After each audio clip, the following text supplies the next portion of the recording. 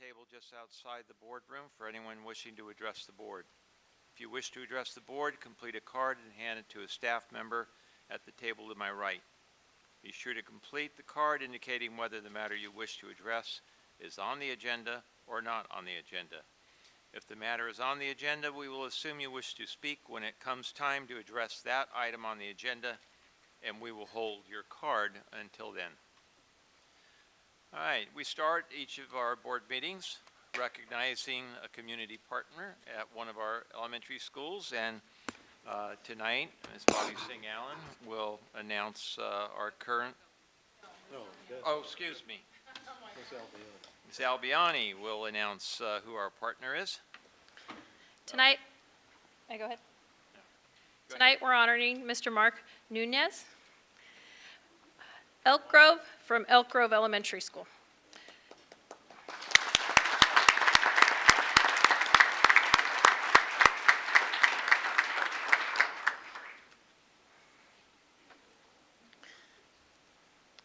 Elk Grove Elementary School is honored to recognize Mr. Mark Nunez as our education partner. Mr. Mark Nunez is the father of Christian Nunez, a former Elk Grove Elementary student who is now in 8th grade at Joseph Kerr Middle School, and Logan Nunez, currently in 6th grade at Elk Grove Elementary School. Mr. Nunez has been an active and supportive parent since his eldest son enrolled in kindergarten in 2009. For 9 years, Mr. Nunez has faithfully come forward to support his son's classroom teacher and the school at large. Mr. Nunez is a captain with the Sacramento Fire Department. Despite the endless demands on his time, Captain Nunez's children have always been his first and foremost priority. This is evident with his ongoing volunteer work with the school, but also as a parent who consistently worked hand in hand with every one of his students' teachers to ensure he was fully supporting the teachers' instructional efforts in the classroom. Over the last 4 years, Mr. Nunez has significantly upped his time as a volunteer at Elk Grove Elementary School. Mark has served and continues to serve as president of our school site council, a role he takes very seriously, especially now as Elk Grove Elementary strives to craft the best LCAP possible for our school and district. Concurrently, Mr. Nunez stepped in to assume co-leadership of our PTA. Mr. Nunez will remain president of our PTA until we promote both him and his son, Logan, to middle school. Mr. Nunez's contribution to Elk Grove Elementary School has been of great benefit to every child, staff member, and parent of our school community. His departure at the end of this year will leave behind an enormous pair of boots to be filled. Our loss will be Joseph Kerr's gain. We will miss him.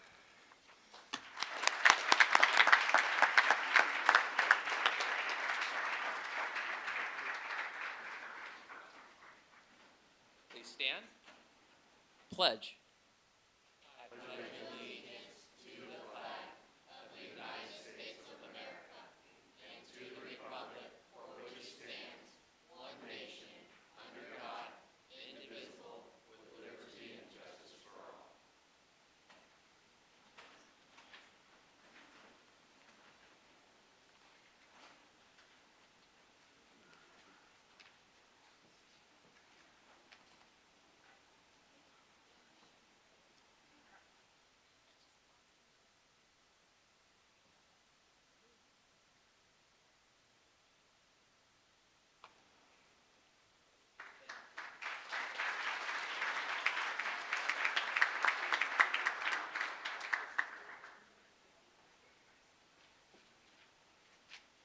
Thank you.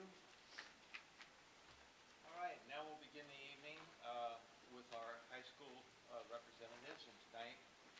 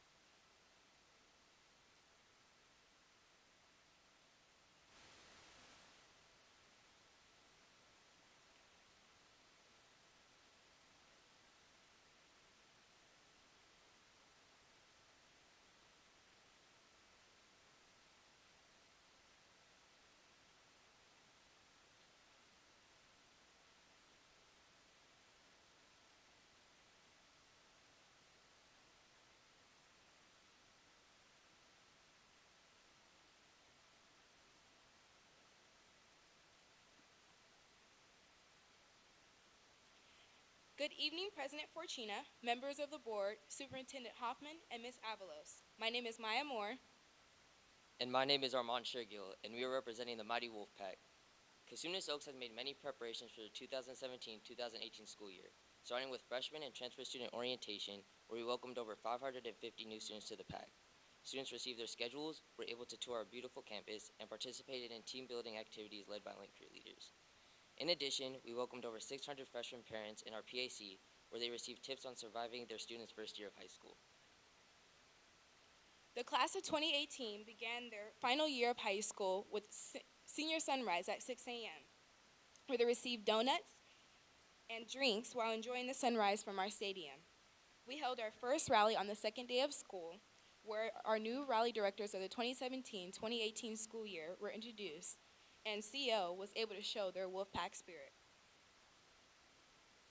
We brought back our spirit flag, which includes sportsmanship, winners of games, and best dressed. The class of 2018 currently holds the spirit flag.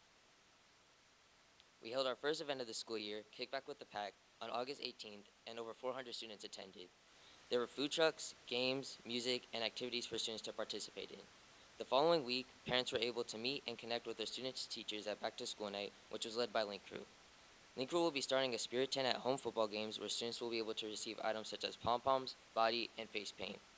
Along with the shirts you received, we also provided a picture of our crews from freshman orientation and a list of upcoming events that we gave to our freshmen.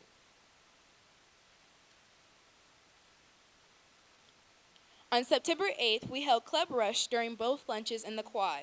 Students were able to get information and join clubs on campus. Some of the new clubs forming on our campus this year include Urban Mix, Triathlon, Anti-Bullying, Women's Empowerment, K-Pop, Joy, Red Cross, Young Life, Fashion, Bike, E-Sports, FCA, and Solar Power Club. The first Unity Day of the school year was held on September 13th. Unity Day's purpose is to break down walls between students and for students to be able to bond together. It is an ASB-run program where students from all backgrounds, ethnicities, and beliefs come together to understand how similar we actually are to one another. This year's homecoming theme is iconic movies. Freshmen have Back to the Future, sophomores have Grease, and juniors have Wizard of Oz, seniors have Jaws. Each class will build a float that represents their movie in our annual homecoming parade. They will also create a minute-long skit, and judges will vote on their overall performance of the skit along with their float presentation. The winner will be announced at our homecoming game on September 29th. The homecoming rally is planned for this Friday, highlighting royalty and a new holder of the spirit flag based on each individual's spirit participation. The homecoming dance is on September 30th from 7 to 10 p.m. in our school gym. CO Girls Golf Team is currently 2-0 in CVC League play. We took second place in the Lauren Roberts Tournament at Emerald Lakes on Friday, August 25th. We have our first CVC League tournament on Monday, September 25th. Girls Volleyball has an overall record of 13-2 and is 1-1 in league play. The team took first place in the Silver Division at the Reno Tournament on September 1st and 2nd. Varsity Football is still looking for their first win, and they had a tough game on Saturday as they took on the powerhouse St. Mary's of Stockton. Cross Country has a team of 85, and they have their first league meet at Willow Hill on September 20th. Tennis is currently 1-1 in league play. Last year at CO, ASB placed flower windmills around the campus, and each student received one with their name on it. The windmills symbolize students' growth and increase the atmosphere of inclusion. This year, each individual student will receive a CO lanyard included with a customized dog tag with his or her name on it. Orange Nation Spirit Crew has grown in great measures since their establishment last year. Membership has doubled and has spread to participate in more athletics such as volleyball, baseball, and soccer. Casunas Oaks IMCO program recently won a bronze medal at the regional conference in October. Our program is continuing to thrive with the help of the advocacy program, Get Focused, Stay Focused. This is a 10-year plan that focuses on college and career, which builds on necessary skills for life after high school. The goal of advocacy is to create engaging lessons that help prepare students for success after high school. Skills we focus on during advocacy every Tuesday are creative problem solving, communication, community engagement, and integrity. We would like to congratulate two members of the PAC, Antone Cruz and Seth Smith. They are 2 out of 5 semifinalists of the National Merit Scholarship in our district. Good luck, Wolfpack. Thank you for your continued support, and remember that the strength of the pack is the wolf. And the strength of the wolf is the pack. Have a wonderful evening.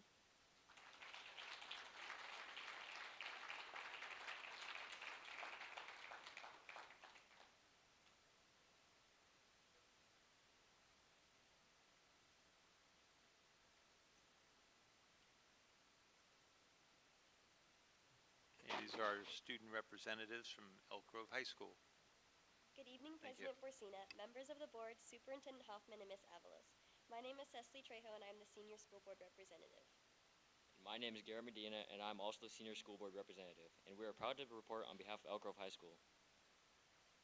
In order to make our school feel welcome and connected to Elk Grove High School, we have several different activities at school over summer.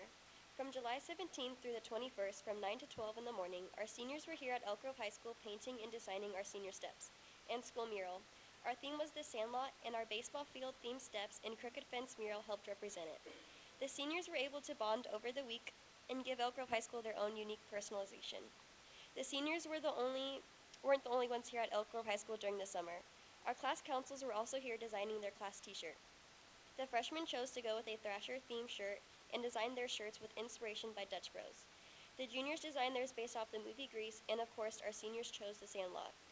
Also, during the summer, we had link training on July 27th and 28th from 8 to 2 in order to prepare our link leaders with games and advice to share with our incoming freshmen. Link Crew is a program that our school offers upperclassmen in which they help introduce freshmen to our campus and help them feel more connected at school. Link Day followed on July 31st and August 1st from 8 to 1. The incoming freshmen were able to make new friends, learn about high school, and prepare themselves for their first day of school. Right after Link Day on August 1st, we had our annual Link Dance, where the freshmen and their Link leaders could attend. It was a fun night where the freshmen were able to experience their first high school dance and meet new people. We put a lot of time and effort into our Link activities because it's important to us that our freshmen feel connected and involved in our school. Bird Roundup followed the next day on August 2nd, where students picked up their schedules, took their ID card pictures, purchased their PE clothes, and their parents signed up to volunteer for class events. The juniors hosted the Welcome Back Dance on August 18th with a Hawaiian-themed atmosphere. It was a great success with lots of students attending. On August 28th, we had our first blood drive of the year with 73 people participating and 57 pints of life-saving blood being donated. The very next day, we had a very successful Club Rush with over 30 available clubs for students to sign up for. Club Rush is a day where all of our clubs sit out in the quad and students are able to sign up for the clubs that they find interesting or fun. Here at Elk Grove High School, athletic plays an important role. Our football team was preparing for the season with new head coach Hefman as the man in charge. Although taking a tough loss to Intercom in their first preseason game, the herd looks as strong as ever. As the football team was taking on Intercom, our women's volleyball team was battling against Pioneer, receiving their first win of the preseason. Although many seniors graduated from the team last year, our new seniors, Selby Barnes, Candy Crawford, Kylie Pierce, and Ashley Vanderpan are ready to step up and lead our team to victory. On September 5th, our women's tennis team won 7-5 and 6-2 against Sheldon, led by our co-captains Den-Marie Abad and Emily Chen. At Elk Grove High School, we take pride in our academics. On September 12th, our Technological and Digital Arts Academy took a field trip to downtown Sacramento, where they learned about the memorials and the history of Jimmy's Barber Garage. They also viewed the High Fructose exhibit at the Crocker Art Museum, and on September 19th, they will be hosting a movie study night here at Elk Grove High School. Taking a look at our senior AP classes, they just finished their 18th century novel unit and are now starting their college essay prep. Our Renaissance program was a huge success with over 700 of our sophomores, juniors, and seniors being eligible to qualify. Renaissance is a program at our school where students are rewarded for their GPAs of at least 3.0 with homework passes, coupons, hall passes, candy, and much more being rewarded. Freshmen are not eligible for this semester because the GPA was based off of last semester's grades. As always, we invite all the members of the board and anyone in the Elk Grove community to join us in all activities here at Elk Grove High School. Thank you. Thank you, students. We also have with us tonight Maria Osborne, Principal, Columbus Oaks High School, and Kathy Guy, Elk Grove High School. Students, thank you for your presentations. We always enjoy hearing from you. You're free to go anytime you wish, or you can stay and join us in our meeting.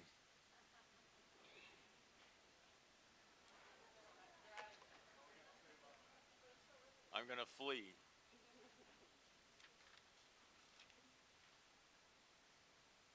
right, next is introduction of our new administrators. And I'd like to call on Mr. Mark Cerruti and Ms. Donna Cherry. And board members, would like to have you down in front, please, to welcome our new administrators. And, yeah. And Mr. Hoffman.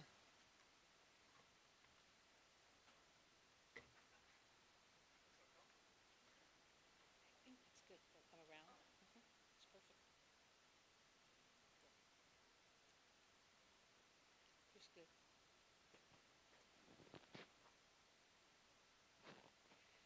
Good evening, President Fortina, members of the board, Superintendent Hoffman, and Ms. Avalos. This evening, Mark Cerruti and I are here to introduce you and to welcome administrators either new to our district or new to their current positions.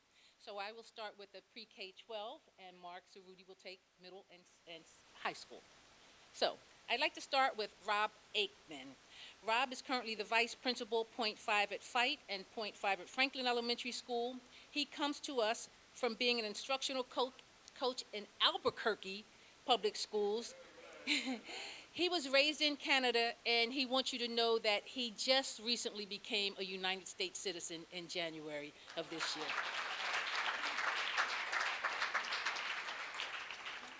Janice Bush. Janice Bush is currently .5 program administrator and .5 vice principal at Raymond Case Elementary School. Before that, she was the vice principal at Rialto Unified School District.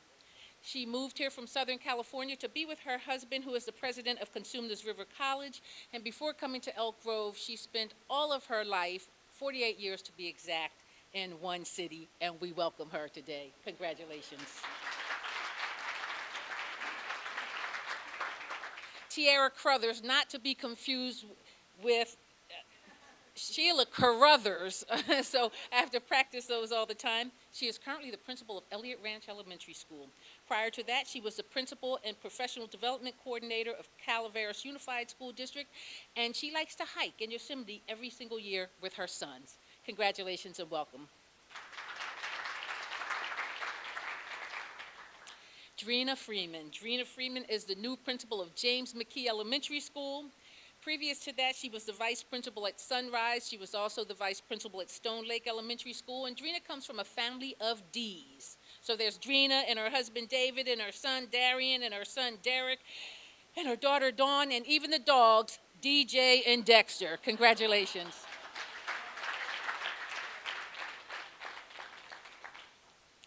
Robin Fulgham. Robin is the vice principal of Sunrise Elementary School.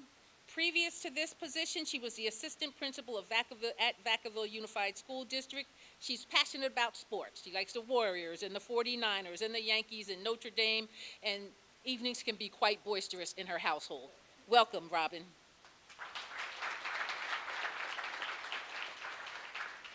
Susan Landon. Susan Landon is the vice principal at Elliott Ranch Elementary School. She was a teacher in Gold Oak Union School District. She is ecstatic about working with such a great team, a great district, and incredible people. When she's not working, she enjoys spending time bike riding and skiing. Welcome. Lisette LeMay. Lisette is currently the vice principal at John Earhart Elementary School.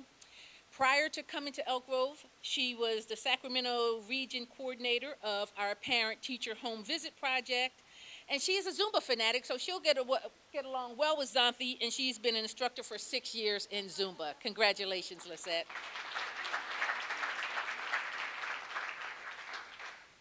Erica Rollins. Eric is the vice principal of Union House Elementary. She comes to us out of Oakland Unified School District, where she was a teacher on special assignment. She actually was commuting over an hour and a half each way every day to Oakland. We're so happy to have her.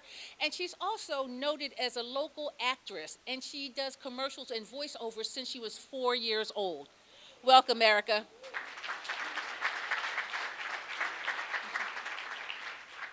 Sherry Sanchez. Sherry Sanchez is the principal of Anna Kirchgater. She has gifts for you. Sweet gifts, as a matter of fact. You'll love that.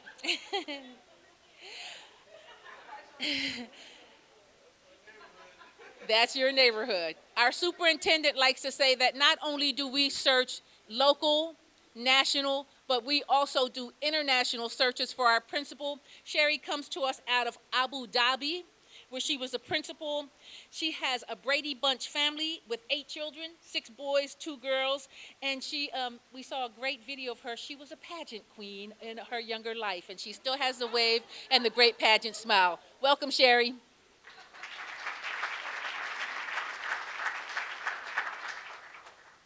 Mike Smith is not here. Michael Smith, though, I'll introduce him to you anyhow. You may know him. He was previously the academic program coordinator at Prairie Elementary School. He is now the vice principal at David Reese, and he has traveled around the world twice. So when you go to David Reese, see him, he's a real tall guy. You can't miss him. Congratulate him. We miss him for not being here tonight. Wendy Thompson. Wendy Thompson is the principal of Samuel Kennedy Elementary School. I had the pleasure of talking to her today for a couple of hours. Previously, she came from Long Beach. Long Beach has many of the same initiatives as we have here, so it's a pleasure to have her. She's in her 31st year as an educator, and I love this. She is passionate about working alongside her teachers to ensure that every Kennedy child's feet are set solidly on the path to college. Wendy and her team are committed to doing whatever it takes to ensure scholar success, and she knows that the answers to the questions lie right there with her staff, her students, and community. Welcome, Wendy. Jana Vermette. Jana is the vice principal at Robert J. McGarvey. Previously, she was right around the corner as a teacher at Sunrise Elementary. She lives on 5 acres. She has 3 dogs, 1 cat, 2 alpacas, and 8 chickens. So we're looking for some eggs, Jana. Welcome. 2 alpacas.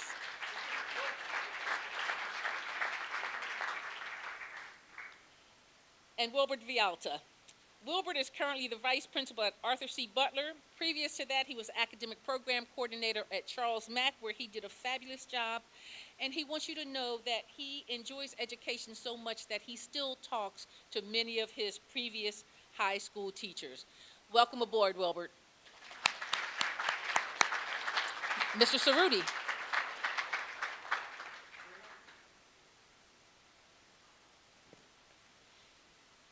Donna's always a tough act to follow. Oh, I'm sorry, you bet.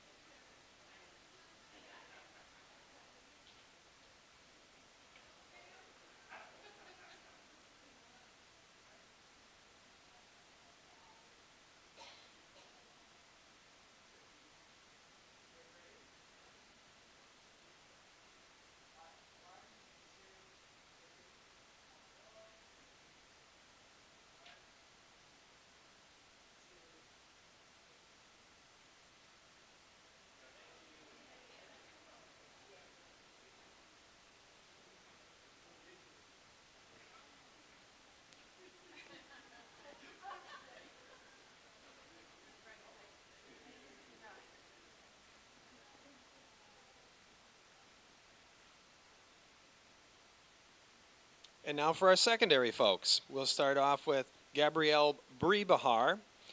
Gabrielle is the principal of Catherine Albiani Middle School, formerly the the vice principal at Albiani Middle School. And a fun fact is she loves to practice and teach yoga.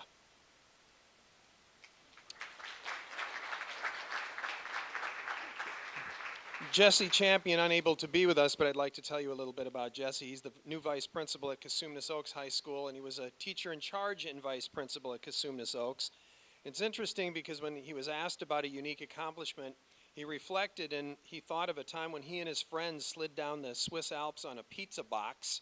And actually, what I'm trying to figure out is, did they all have individual pizza boxes, or was it the group on a single pizza box? Because those are 2 very different things.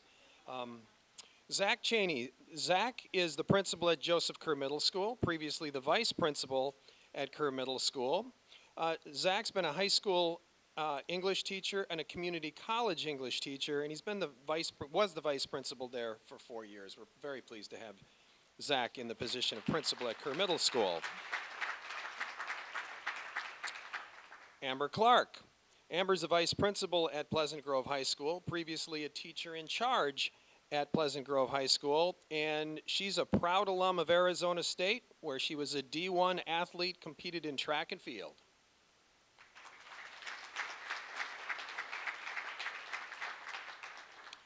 Jessica Gallambor, vice principal at Catherine Albiani, was previously a teacher in charge and vice principal at Albiani. She loves traveling, seeing the world, and to date, it's been 6 countries and counting.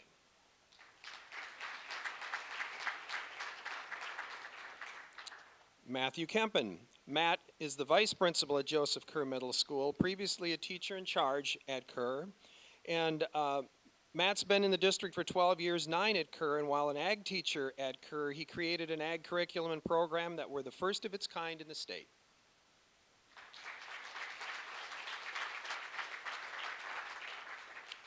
Kristen Miller, teacher in charge and vice principal at Albiani Middle School. Previously, she was a math and career tech ed teacher in San Juan Unified.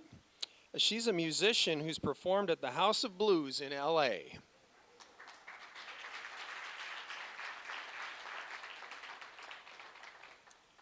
Randall Mola. Randy's a vice principal at Edward Harris Jr. Middle School and was a vice principal at Sheldon High School. In his first experience in teaching, he was a fundamental boxing course teacher in Santa Rosa Junior College. Next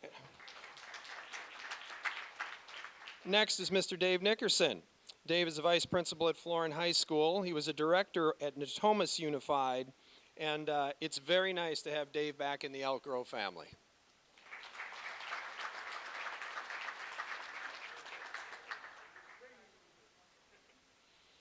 Sandra Peterson is a teacher in charge and vice principal at Harriet Eddy. She was previously a teacher in charge at Harriet Eddy. And Sandy was recognized by the Rotary Club of Elk Grove as a hometown hero for her service to the community in 2015.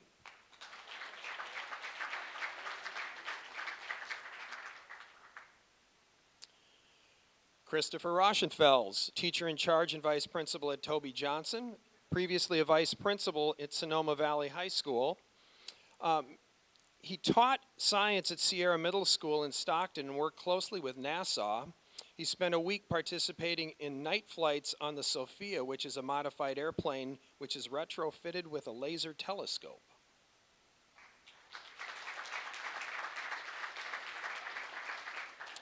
Seth Tosta, vice principal at Elk Grove Charter School, previously principal at Whitehead Elementary School in Woodland Joint Unified School District. He comes from a family of educators, and he and his family are avid kendama players.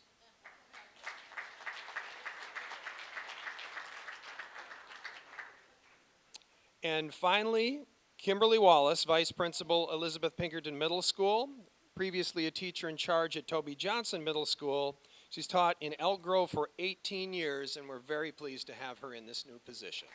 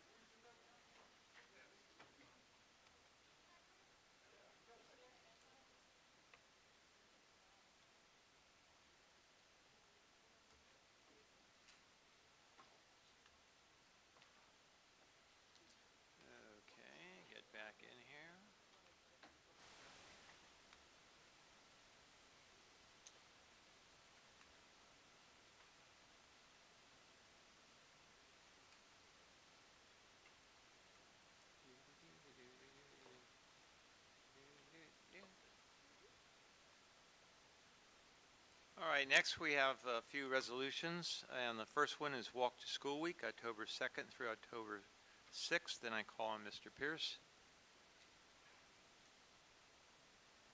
Good evening, President Fortuna, members of the board, Superintendent Hoffman, Ms. Avalos. I'm delighted tonight to introduce Ms. Elise Chadwick to give you your annual Safe Routes to School update.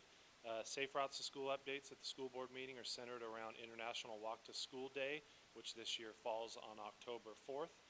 I will say this year is slightly different in that you may recall Ms. Chadwick was always funded out of a federal Safe Routes to School grant that expired on June 30th.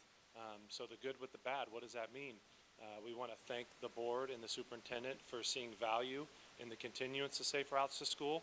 Ms. Chadwick's new position actually is half-time to Safe Routes to School, and because we're funding it ourselves, we can actually expand upon the good work that the grant allowed, but we can extend that to other schools and other services in the district around Safe Routes to School that the grant did not cover. And the remaining FTE of Ms. Chadwick's new position is dedicated to Measure M and getting the word out and advertising, but also providing support and services to the Citizens Oversight Committee. And we'll share a little bit more about that with you later on in the presentation tonight. But with that, I'd like to introduce Ms. Chadwick, who will give you your Safe Routes to School update. Thank you, Mr. Pierce. Good evening, President Fortuna, members of the board, Superintendent Hoffman, and Ms. Avalos. Thank you again for giving me the opportunity to ask for your support for Walk to School Week. Walk to School Week is the first week in October, the 2nd through the 6th, and you have a resolution today. Also, to give you a brief update on Safe Routes to School. We always start with the definition going back to the formal definition of Safe Routes to School, and it's to mostly promote the health and well-being of children by enabling them and encouraging them to walk and bicycle to school by making it more safe. We, as Mr. Pierce mentioned, are at the end of our 4-year grant period. It was called Project Aware, Advancing Walk and Roll Environments. The 4-year federal grant was funded through Caltrans, and it focused on non-infrastructure. So it focused on education, encouragement, enforcement, and evaluation. So we did work and continue to work with law enforcement pretty closely. And the evaluation component I'll go into in a minute. We also work, even though it wasn't part of our grant, with traffic engineering in all of the jurisdictions that Elk Grove Unified has schools in. So we have some pretty close collaboration with City of Elk Grove and growing collaboration with City of Rancho Cordova now that we have another school out there. So it's pretty exciting to be connected. So why do we support Safe Routes to School? Why do we care if kids walk and bike to school? Well, it's the physical activity levels, increasing that if possible, decreasing traffic congestion around school sites, which is dangerous. And I'm reminded I was just at Irene B. West yesterday and looking at dangerous traffic congestion and speeds in the parking lot and all sorts of things. So the more kids we can get walking and biking, hopefully the safer our school sites are at arrival and dismissal. To improve community and neighborhood relations around school sites, less traffic usually helps to do that. Additional benefits are improving students' concentration. More and more research, I think I talked about that last year, is showing that kids that have some physical activity before school actually are more prepared to sit in class and to concentrate and learn once they arrive at school.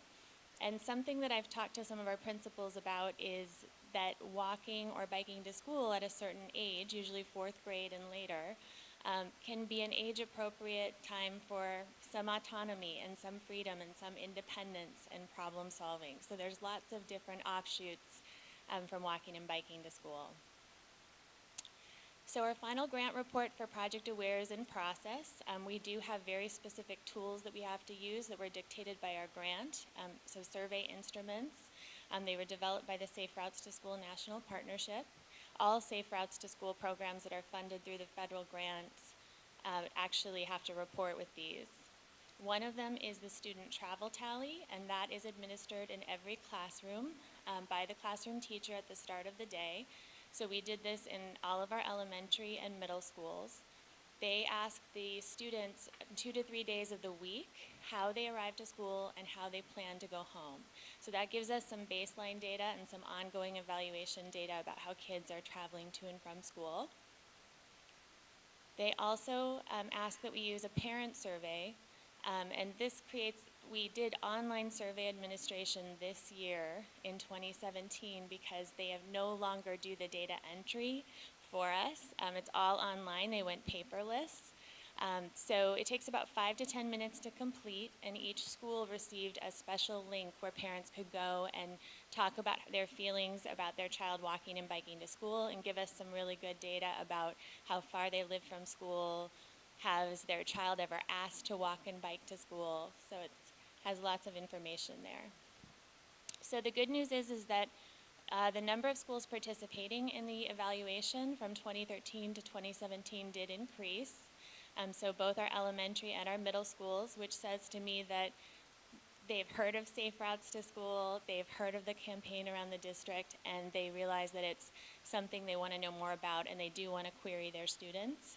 The parent survey, with the switch to online administration, our response rate did go down, and the number of surveys completed, but our total number of schools participating did go up. One of the preliminary results that I'll share with you is the students that live closest to school. So these are the students that we target for walking and biking, realistic distances, and we consider that a half mile for students walking to and from school, living a half mile away, and biking within a 1 mile radius of the school site. So biking stayed constant among the elementary and middle school students at about 19%. And from 2013 to 2017, we did see an increase in walking for those students who lived closest to the school site, from 73.5% to 81%. So that was pretty exciting. Some of our elementary schools that saw increases in their active transportation rates are listed here. Part of the survey process is that it does depend on the time of year that you do it. What I've understood with being in Safe Routes to School now for a few years is that the fall, everybody's walking, biking, they're excited, and then especially the winter that we went through last winter with the rains, the precipitation, it kind of falls off, and so you have to gain that momentum back after the winter. So where do we go from here? We hope to re-administer the evaluation more regularly, especially with the online administration. We can survey our parents and our students. We want to continue our successful programs. Even though I'm 50% time, it is possible to provide support to the school sites through our website and also through targeted pilot programs that they can take and adapt themselves. So, of course, we support Walk and Bike to School Day, walking school bus trainings for parent groups or volunteers who want to start walking school buses, crossing guard training and support. That's mostly for staff who are doing, occasionally it will be parents, but who serve in the crosswalk and help students at arrival and dismissal. We also provide safety vests and stop paddles to those staff that are working in the crosswalk. After School Bike Club is a new program that we've started. We did a pilot at Sunrise Elementary, and these students in the picture are part of the After School Bike Club. This is session probably 6 out of 10. It's a 10-week program, and they actually go on street after they've learned a lot of different safety skills to learn how to bike, and their parents typically will feel more confident letting them bike to and from school. So I led that group with another certified bike instructor. We are doing it again in Anatolia for McGarvey and Sunrise Kids this fall, so that's just started last week. We do safety assemblies on pedestrian and bike safety education. And then all of the other wonderful things. I make school traffic maps for our school sites to help drivers understand how to protect walkers and bikers around school sites. And we have the website and the traffic safety committees with the city jurisdictions. And again, some other possibilities are to help leverage some of our other funds. Our family and community engagement funds can sometimes be used to help parent site coordinators, because it really is an outreach getting parents on campus who are walking, who might be leading biking groups with kids. It's a more community feel to have the parents actually be there with their children and at arrival and dismissal. Leveraging funds, we do have a partnership with the 50 Corridor Transportation Management Association in Rancho Cordova. They actually provide $350 a month to the PTOs there at McGarvey and at Sunrise to support any Safe Routes to School efforts they have, and that also helps pay a stipend to a parent coordinator at each of those school sites. So they have a lot of support there. Some of our achievements, we had more schools participating in May's Bike Month, our Bike to School Day. So we had 10 schools participating in 2016. We had 17 last year. We hope that that only increases. It only began in 2012, so we're seeing an uptake in that. It hasn't been around as long as Walk to School Day. We worked with McGarvey, the principals at McGarvey and Zender Ranch, and also their traffic safety committees of parents and parents who wanted to be involved to make sure that we looked at the crosswalks, we looked at the infrastructure that was needed around those new school sites so that walkers and bikers would feel comfortable. Obviously, McGarvey is ideal location. It's right off of a bike trail, so they have a lot of good infrastructure there. We piloted the 10-week bike classroom, which we're going to continue. We have a new partnership with Elk Grove PD to co-sponsor bike rodeos within the Elk Grove Elementary Schools once a month. So we're set to do Beatty and Carroll, I think, in the next couple of months. But they get about 10 different officers from their problem-oriented policing unit out. We do helmet fitting. We take the kids through skills drills. Teach them about how to, pump up their tires and check their brakes, all those things. So it's a great partnership. And then we also expect that we will be awarded a grant. We've heard good news, a collaborative grant with the City of Elk Grove for a sidewalk infill that they plan to do just down on Elk Grove Florin Road by Elk Grove High.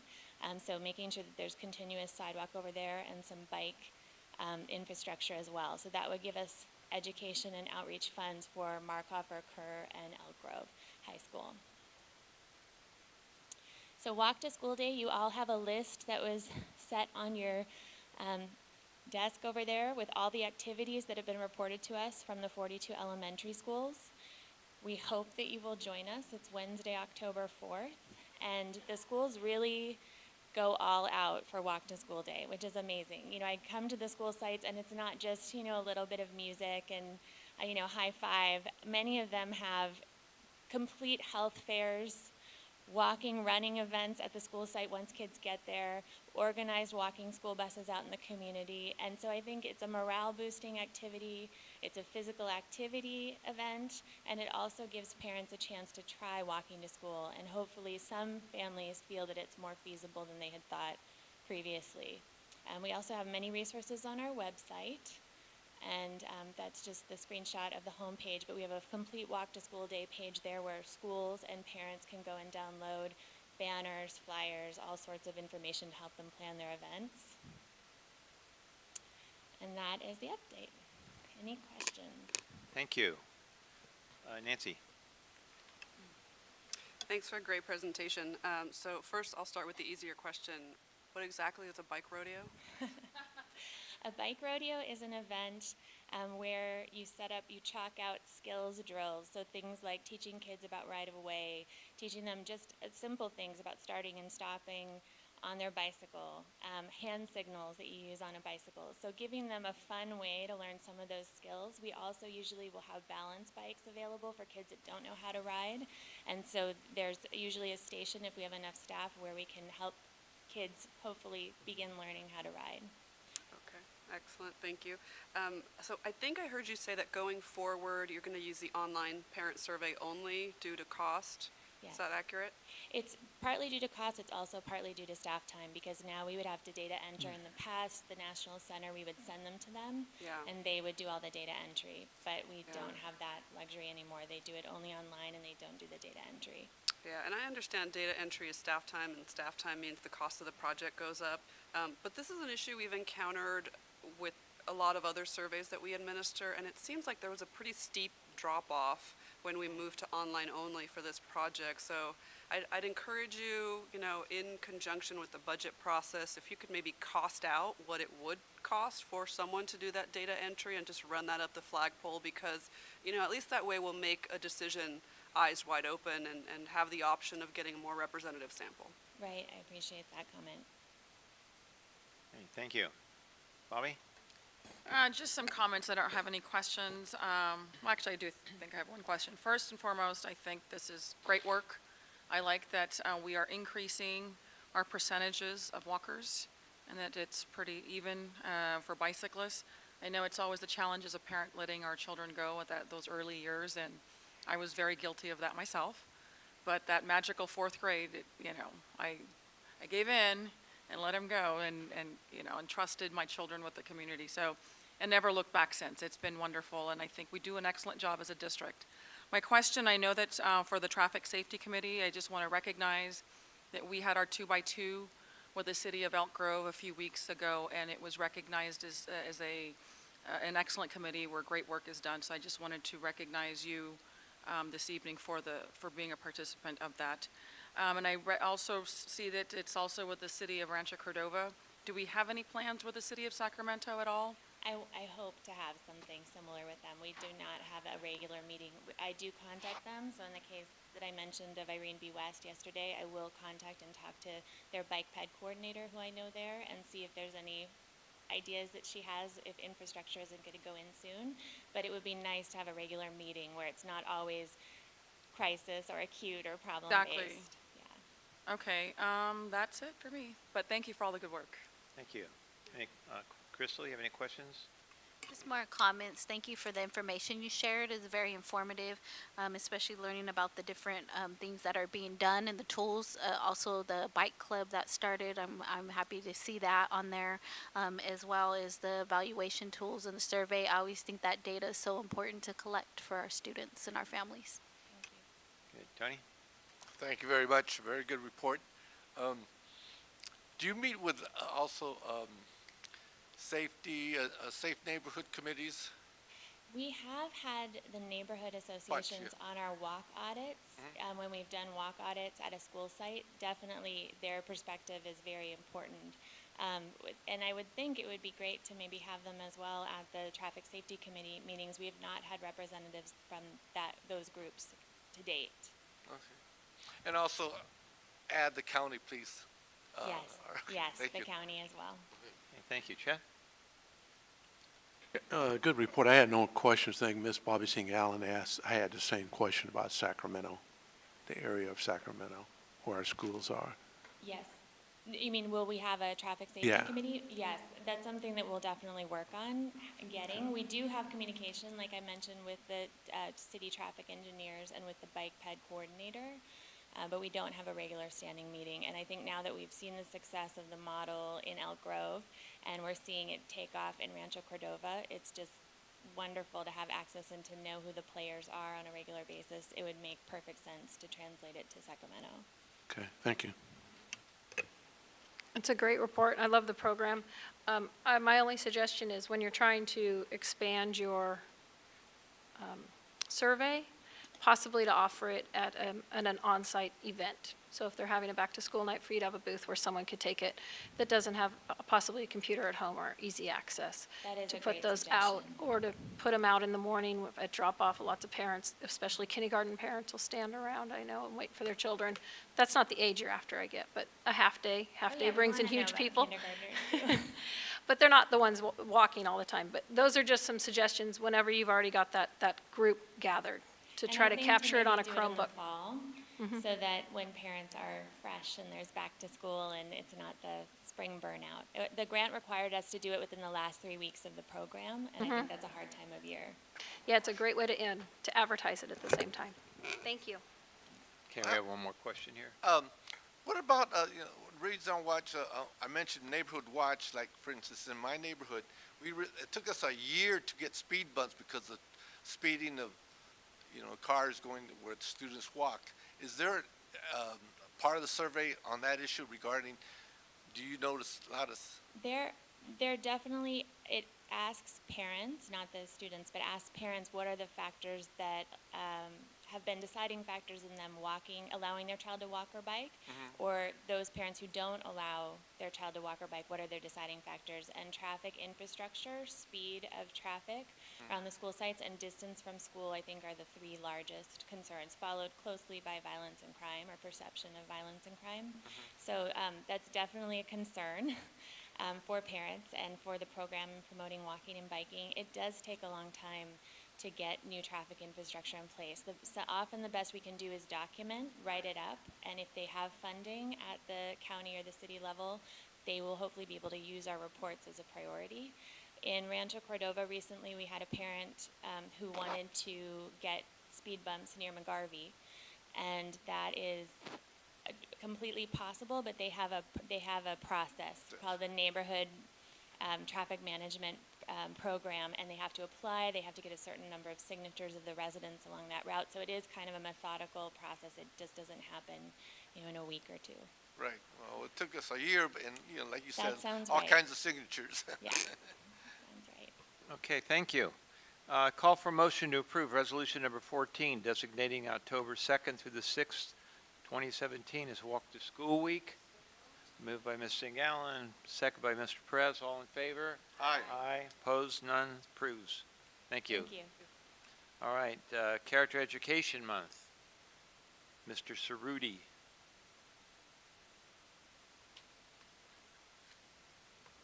Thank you, President Fortuna, members of the board, Superintendent Hoffman, and Ms. Avalos. The Board of Education is requested to approve Resolution 20, which resolves that the month of October be affirmed Character Education Month in our schools. On July 7th, 1997, the Board of Education of the Elk Grove Unified School District approved recommendations of the Civic Values and Ethics Education Action Team, and those recommendations included the observation of Character Education Month. Through the passage of this resolution affirming Character Education Month, the Board of Education would support the recommendations of that group. Furthermore, the designation of Character Education Month supports our Elk Grove Unified School District mission and core values. Okay, thank you. Okay, I call for a motion to approve Resolution Number 20, which approved by Mr. Madison, second by Mr. Perez. All in favor? Aye. Opposed? Okay, Thank you. motion is approved. Thank you. All right, high school voter education, Asante Pinkerton.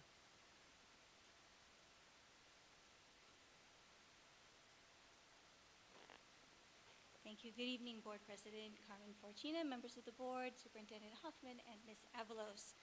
So tonight, the Elk Grove Unified School District Governing Board is asked to declare September 18th through September 30th, 2017 as High School Voter Education Weeks, and to encourage schools throughout the district to participate in programs and activities that help get eligible students registered to vote. The right to vote is a fundamental underpinning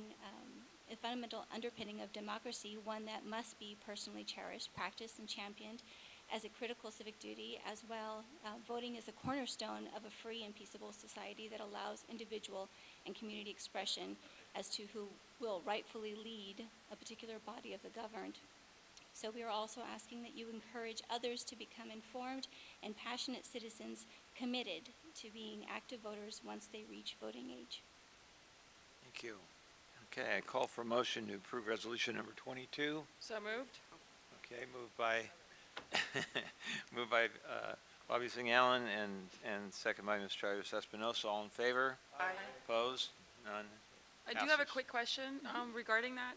Can you send us, the board, the participating high schools and what those activities look like? Absolutely. Thank you. Several of the high schools are already making their plans, and they are moving forward, and we also have a social media campaign planned to go out this evening now that you've approved this. Great, thank you. Here we vote. Okay, we did. Okay. Just making sure. United Way campaign. Good evening again. So the United Way is an organization dedicated to public service through the efforts of the 180 member agencies and affiliates serving Sacramento, Placer, El Dorado, Amador, and Yolo counties in the fields of education, health, rehabilitation, family, youth, and aged counseling, legal aid, and emergency assistance.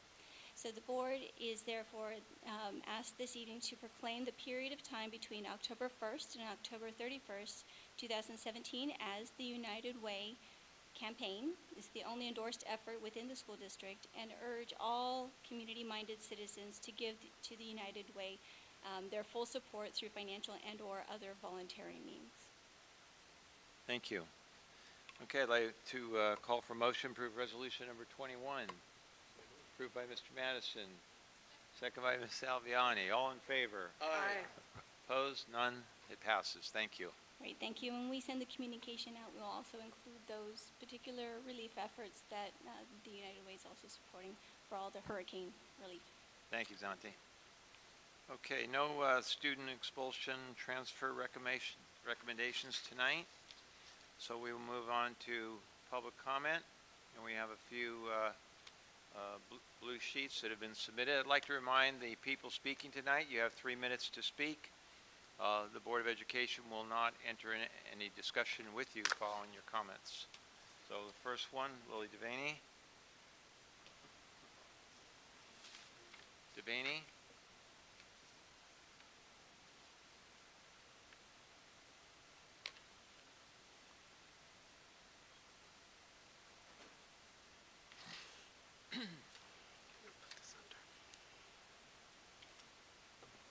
Good evening, ladies and gentlemen of the board. Thank you for hearing me.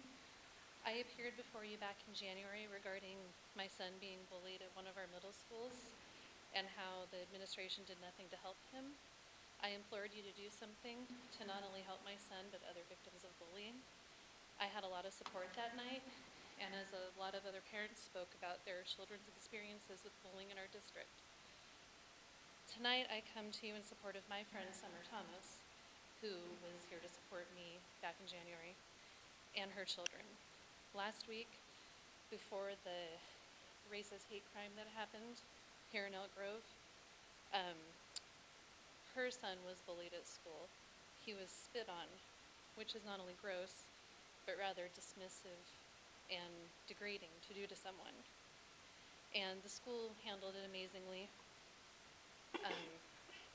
But this just sheds light on a huge, bigger problem we have in our district.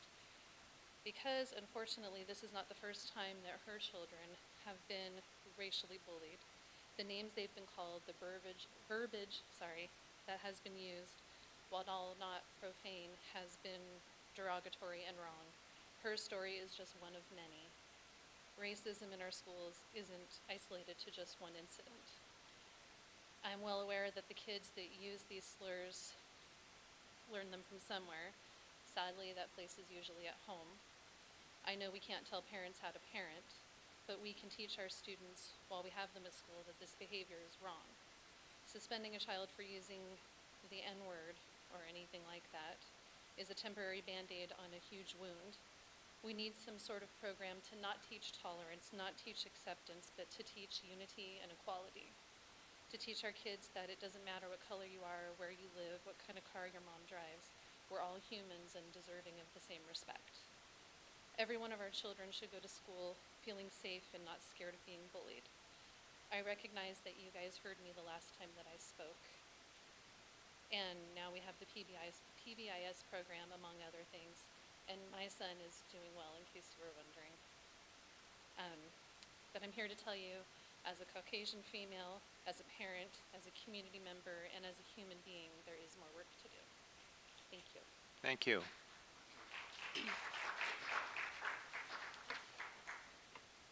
Hey, Summer Thomas?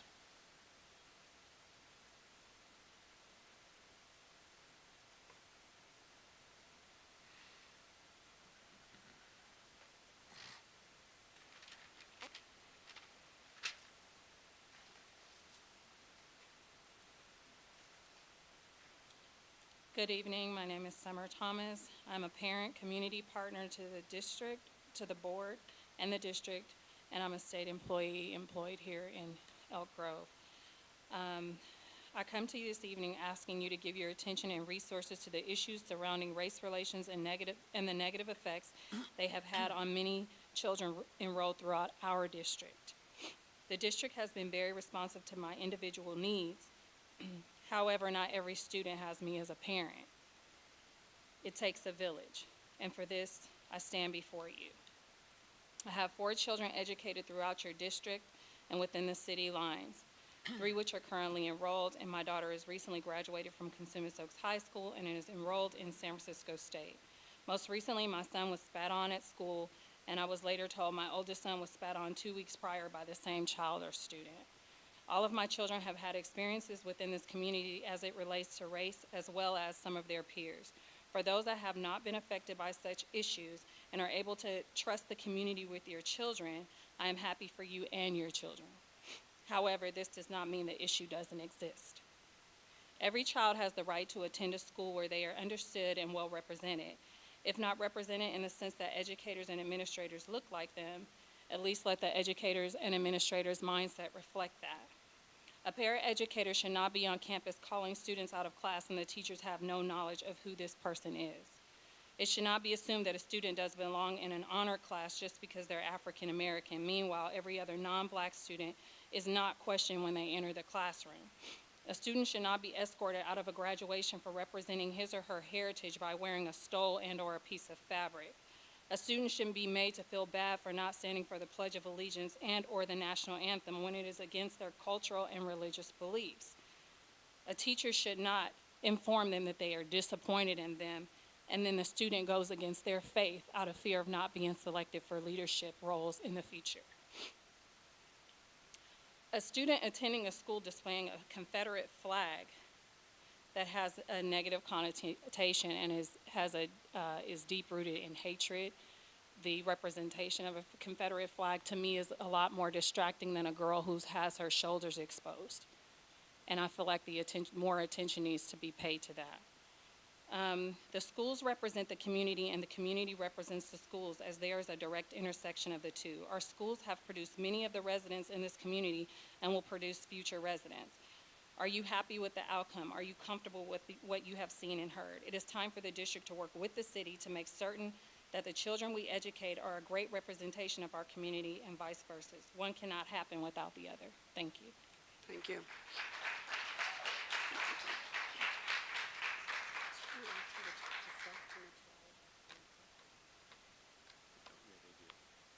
Okay, just making sure. Sonia Lewis?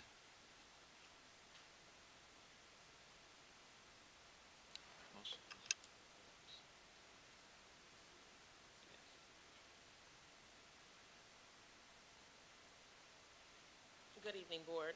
My name is Sonia Lewis, and I as well am a parent here in Elk Grove Unified School District. I have 6 boys who have gone through the kindergarten through 12th grade, ranging in age from 23 to 4. On August 15th, I am that parent who posted the video of the student with the Confederate flag. My son came to me out of concern, and therefore he was disturbed. Not only was he disturbed, but the tone of the student's voice in the video was disturbing to her, and the caption on the video showed me and everyone who saw the video that she was further disturbed. If you're familiar with Snapchat, the reason that I post the video is because videos on Snapchat disappear in about 24 hours. My intentions were in documenting this covert act of hate experience primarily became because of the tone of the young lady's voice. It triggered something in me because I am tired of debating folks in Elk Grove on the validity of the Confederate flag representing slavery, bigotry, racism, and white supremacy. As a high school teacher, I've immersed myself in the study of slavery while at Spelman College, and I challenge all of you to read just one WPA report on slaves when they were freed from slavery. Tell me then if that economic system of slavery isn't about race and hate. I knew the risk when I posted the video and the potential of bringing racist trolls to my post, to my Facebook page, to my family, and to my community. But I am used to that as I am an active member of Black Lives Matter Sacramento. Deep down, the rebel in me hoped to get some of those bigots right in my face, telling me to my face that bigotry is okay. Especially considering that that video was posted 2 days after Charlottesville. My comrades in BLM moved quickly. We made plans to contact the schools and the district, and to this date, we have not had a meeting to address this issue. We've hoped to have had this meeting. I, with others, helped to create a Facebook page to collect racist and bigot experiences in the Elk Grove Unified School District for the purpose of highlighting a long history of racism in this town and to hopefully bring forth change. As an educator, my goal is student equity, not segregation, no bullying of any form, and definitely no expressions of racism.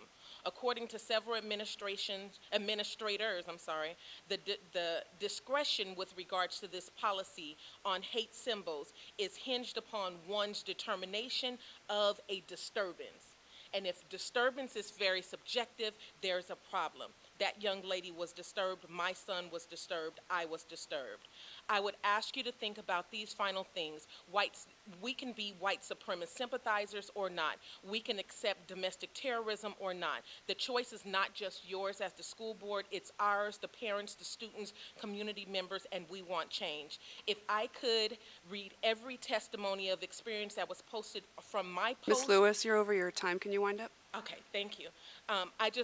Prior, you had someone up here talking about character education. I think that would be a perfect opportunity to discuss racism and bigotry. And then finally, think about how this violates Goal 3 of your LCAP plan, which is for state funding, as well as dress codes, anti-bullying, and professional development on cultural proficiency. Thank you. Thank you. Thank you. Trina Allen.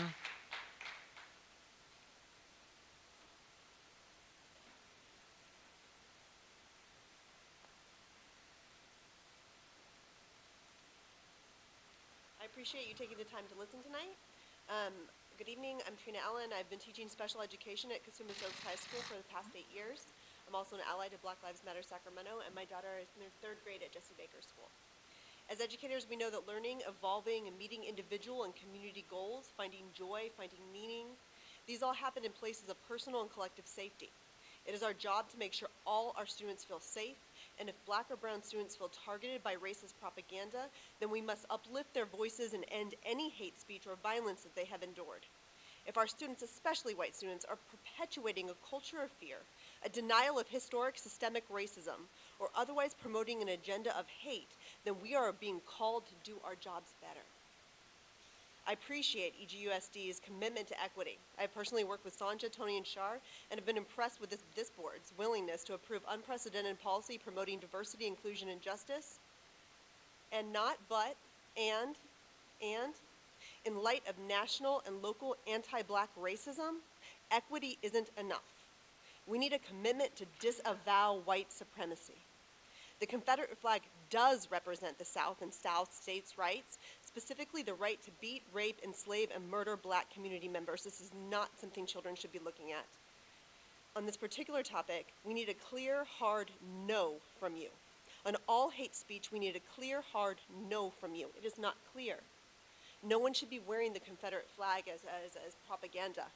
That should be something someone is taught. That should be something that we look at deeply, harshly in our history. That is something that we should disavow unequivocally, like we do a swastika, like we do any other form of hate speech. I listened to a Black student talk about his experience when confronted with Confederate flag and other racist propaganda. He was talking in general terms. He said he didn't pay any attention, and he kept his head up. He focused on his own thing, is what he said. When asked further what he would feel if he did pay attention, his answer was simple: rage. If we are seriously asking our students of color to ignore their feelings about racism, and I hope to God we will not continue to do so, then it is our job to make sure they are never exposed to current examples of violent hate speech or certainly hate actions, spitting on children as a racist, I don't even know, that's violence, that's just straight violence. Going forward, I hope to see policy directly crafted around hate speech, as well as a continued push, the general push to abolish the more covert systemic racism that all U.S. education, including this district, is born of. And I know that we have a commitment to do that, and I know that we can do that, and I know that you guys can approve appropriate crafted policy that will directly disavow white supremacy and will make all of our students safer. You can do that. Thank you.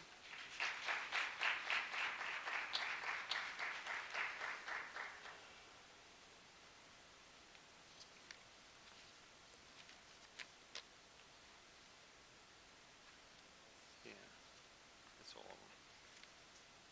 No.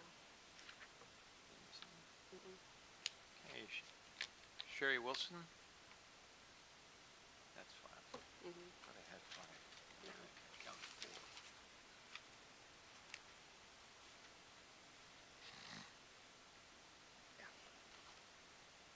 Good evening. First, I want to thank board member Miss Bobby, for coming out to my salon and giving me the cake. I really appreciate you, and also Miss Donna Cherry, and also Bob Rowe for coming out to my salon. I'm not sure where they are. They're right there.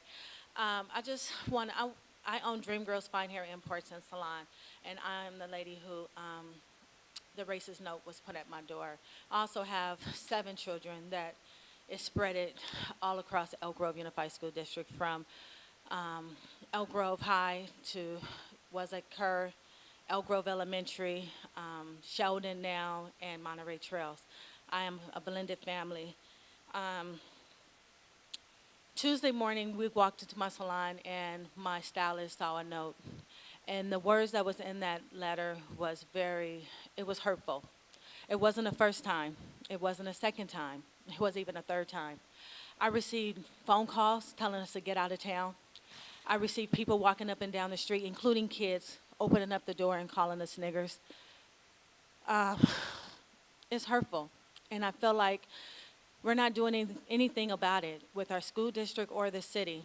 I appeared from the city council last Tuesday, and one of the things they said was, it's hard to work kind of with you guys, and you guys are your own entity, and you guys really don't have to, work with anybody.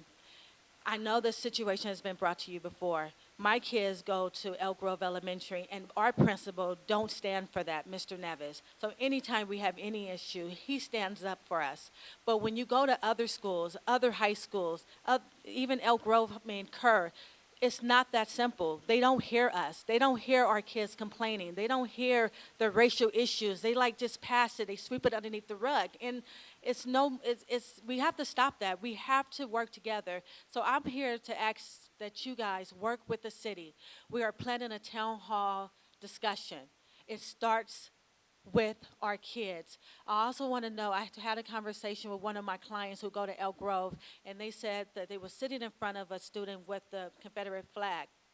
And she asked the student, she said, what does that mean? And he said, I really don't know. My mom and dad just have it in the garage and all over the house. So that's the reason why he has it.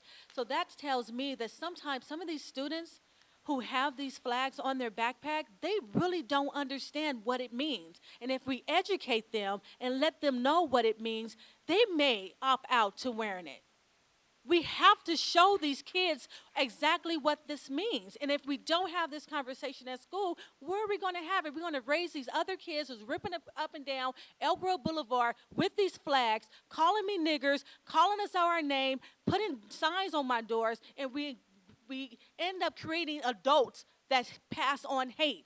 We have to stop it inside the schools. We have to start in elementary, at middle school, and at high school. My kid, I don't want them walking to my salon with hoodies on when it's raining. I don't. So guess what I do? I go pick them up. I stop, leave my client to go pick up my child because I'm afraid. I'm afraid for my child to walk at night. Ms. Wilson, I'm sorry, I have to call you for time. You're over your time. Can you wrap up? I ask that you communicate with the city. I ask that you guys pay attention to what's going on. I don't want it happened in New Hampshire where a little black boy was hung by a 14-year-old boy. When are we going to wake up, Elk Grove? It's happening, and it's especially happening on east of 99. This is our home. I live, I work, I play. I give back to my community. I ask that you guys pay attention. Thank you. Thank you.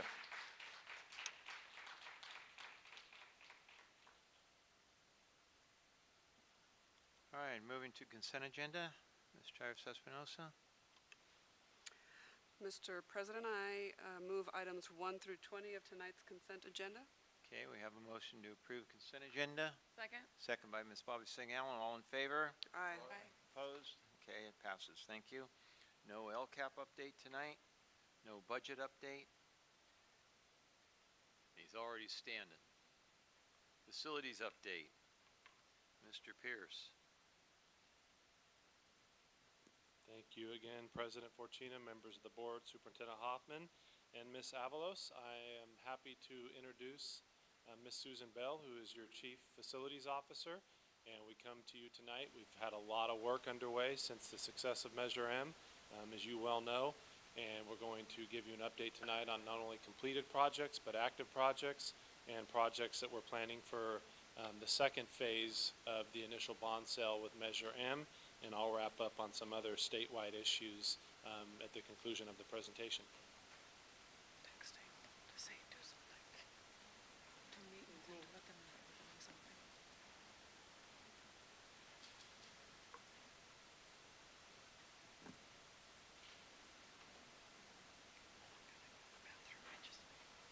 This isn't hugely different than the last one that you saw, but there are some updates for you.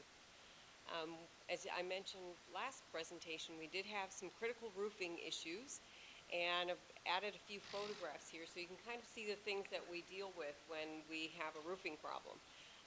Kind of up on the right-hand side, you'll see dry rot and evidence of further dry rot beneath that. And when we go in there, we take care of the roofs. They look nice and bright and shiny like the two on the left-hand side. So we did roofing projects at the schools listed there, and most of them were pretty successful projects, and I think despite that you can't really see some of it, everyone's pretty happy about it, and I think they're looking forward to a winter, even whether it rains or not. We did extensive roofing and HVAC replacement at Elk Grove Elementary, and there's still little parts of it that are going on. We unfortunately discovered quite a bit of dry rot at that site, which we weren't expecting, but they have new HVAC and new roofing on most of the campus there. John Reith Elementary is still undergoing some repair and reconstruction. That was a project we anticipated having a lot of dry rot issues, but we got lucky and it's not as bad as we thought. There's one building that was already completed, and then we'll start to do some more of them throughout the when the weather gets a little bit better. At Sierra Enterprise, this is a great project because we did everything. The entire roof, the condensate lines, all the piping, HVAC was replaced, and the scale of it is pretty amazing. It's one of our smaller schools, but if my video works here, oops.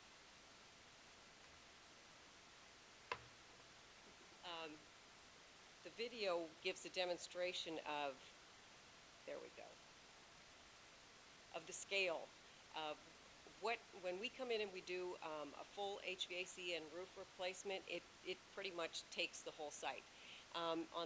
Down in the front, you can see there we go, the large buildings where all the roofing's been taken off. Can we run it again? And then back in the play area, by the trees, kind of in the shadows, there's all the staging of all the equipment, the materials, and where all the white roof is, you'll see that's where new roofing's already gone on, and then what looks like just plain wood, that is a roof deck that's been completely stripped. So it pretty much takes over the whole campus and that took about 2 months during the summer to get that accomplished. And we're looking forward to doing much more of that coming up. At Florin High School, we also did quite a bit of work. We did new skylights, which the center photograph at the bottom and the top right photograph shows. And in a lot of cases, the louvers that were part of those skylights were also failing, so they needed either replacement or repair. Then we've done all the shingled areas of that school. They also got some exterior painting, so if you drive by, you might see it looks nice and fresh.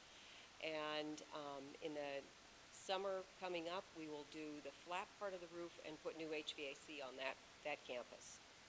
But that one took about 2 months to get as far as we've gotten now. At Franklin High School, this is one of our track sites. This is where we'll do new field turf and Mondo track surfacing. That one we are being challenged by a few undiscovered, unknown pipes and things, and it's creating a little bit of a challenge for us, but we'll get over it.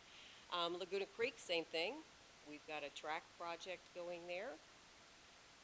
Same at Pleasant Grove. This Pleasant Grove is the one that's the farthest ahead, and it's probably got its lime treatment finished now.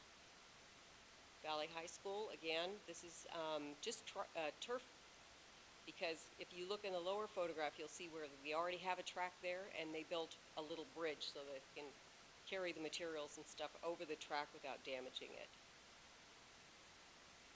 We did a number of modernization projects, and you can see the ones that are completed in 2017, the ones that are checked in that column, and then in 2018 and 19 we'll have a bunch more to do.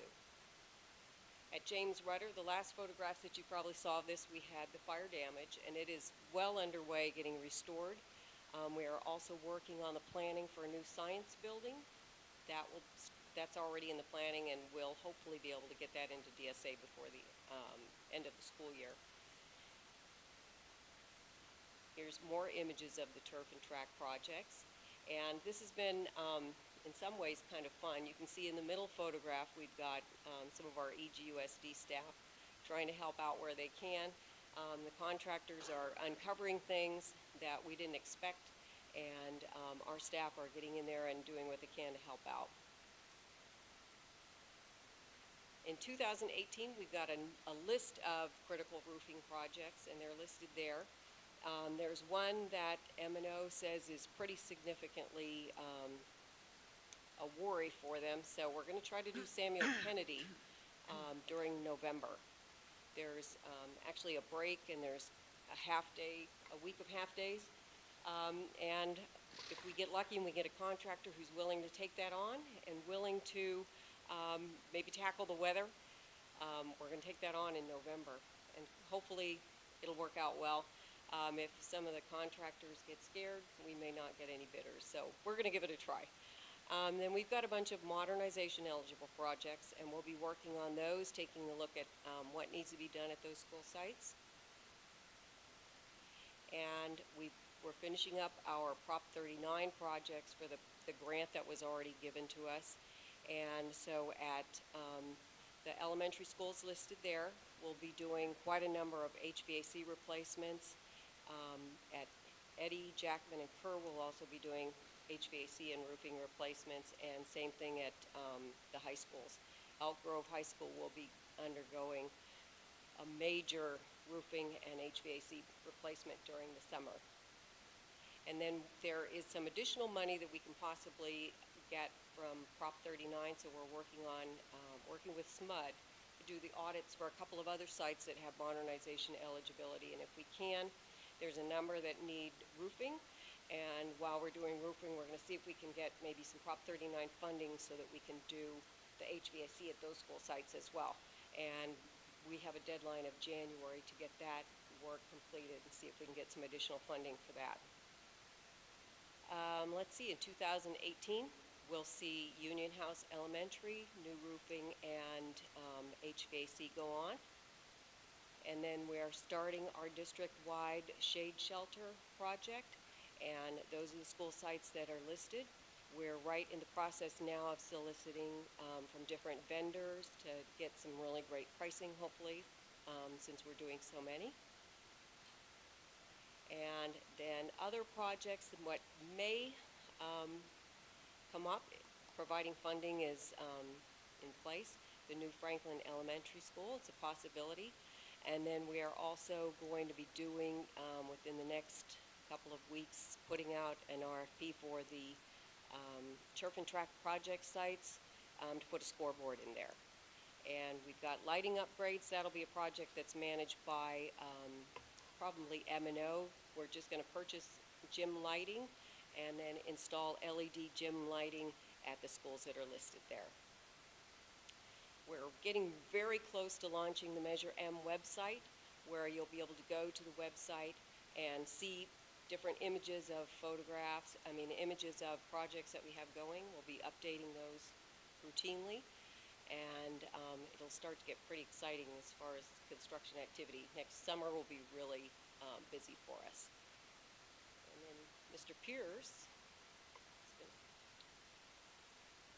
Thanks, Sue. And before I talk about these slides, I did want to share with the board, granted, these aren't the most glorious projects, but without adequate roofing, you know what that will do to the building envelope, and these are critical in that regard, and a lot of HVAC, and I know Ms. Teon sitting behind me knows how important heating and air conditioning systems are in our classrooms, because it's a constant complaint that we deal with. So we're happy to be able to do that, and at the same time, it's going to save us in our operational expenses. The other portion of Ms. Chadwick's work that spoke to you tonight about Safe Routes to School, she is managing the Citizens Oversight Committee website, as well as the Measure M website. Excited to report that we had our first ever Citizens Oversight Committee in the Elk Grove Unified School District history last week.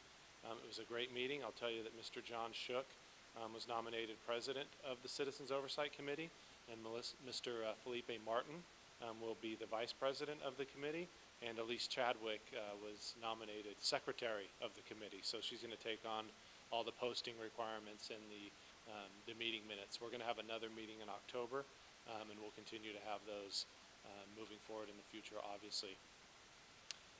And then part of our campaign program is signage at all of our job sites. So these are just examples of the various signs that will be located at all of our job sites, depending on the nature of the work. It'll have a slightly different theme, but it's important to let the taxpayers and the voters know where their dollars are going. And then we wanted to put a perspective for you with regard to Measure M and the state bond. So we know that our facilities master plan has identified $1.6 billion of need over the next decade. In order to meet that need, every resource is going to be critical. The resources that are listed before you are outlined in the master plan. The biggest unknown in terms of these resources is the last bullet, and that's state bond funds. All of these other bullets we can pretty much rely on. We know that they're going to be there when we need them, but state bond funding continues to be a little bit of a struggle. So I wanted to put it in perspective a little bit with what regard we've done with Measure M and what the state's done with Proposition 51. Both of these passed on November 8th. This school board sold $82 million of its authorization, or nearly 20% of that authorization in May, that has allowed us to begin our projects. On the flip side of that, Proposition 51, which also passed on November 8th, $9 billion, but only $443 million of that was issued, and not until the end of August. I know that's a big number, but it's only 4% roughly of the authorization, and they have a $2 billion backlog. In other words, $1.6 billion of projects are not going to be funded as a result of this bond sale. Now, we're happy that the bond sale occurred. The Treasurer's Office was happy that it occurred. I included some talking points from the press release here. It's great, and he's absolutely right that public education and facilities are critical to delivering proper education. What I will say is the bond sale that occurred on August 30th was $2.5 billion. Only $433 million of that is new money for school facilities. And so whereas education was the selling point, if you will, it wasn't represented in the total sale. So I want to put that in perspective for the board. C.W. Dillard, Robert McGarvey, and Zender Ranch Elementary School are all in that backlog that I referenced, and we're awaiting funding. At the current rate that the state is selling these bonds and issuing them to school districts, although Dillard's been occupied for quite some time, we will not realize money or a refund for that project until July of 2018, so a year from now approximately. And then Robert McGarvey and Zender Ranch won't be funded until February of 2019 if something doesn't change with regard to how the state's issuing bonds and allocating those dollars. So with that, we have a lot of work ahead of us. There are a number of projects that we're excited to bring before you in the planning stages, Elk Grove High is just one example of that. We're going to be rolling up our sleeves with the community. The Board Architect Subcommittee will have some good work ahead of it in that regard, but we'll be presenting schematics and designs both to Cabinet and to the Board in the near future, so that when you issue bonds in your second series, we can turn around and do those big modernization projects where we can dramatically change the learning environment at schools like Elk Grove, James Rudder. You see a little bit of Florin here tonight, but a lot more to come for Florin High and many of our other schools. So we'd be happy to answer any questions. Thank you, Rob. Chet, you want to begin? I appreciate the report. I look forward to the website being up. I think that'll be a great asset to our community, and it's really exciting. We're getting close. Excited to see Pleasant Grove Elementary on the list. Thank you. That's another school that we're excited to bring some conceptuals to the board. Yes. So great work. Keep it up. I know you guys are busy as can be, but it's appreciated. Thank you, Chet.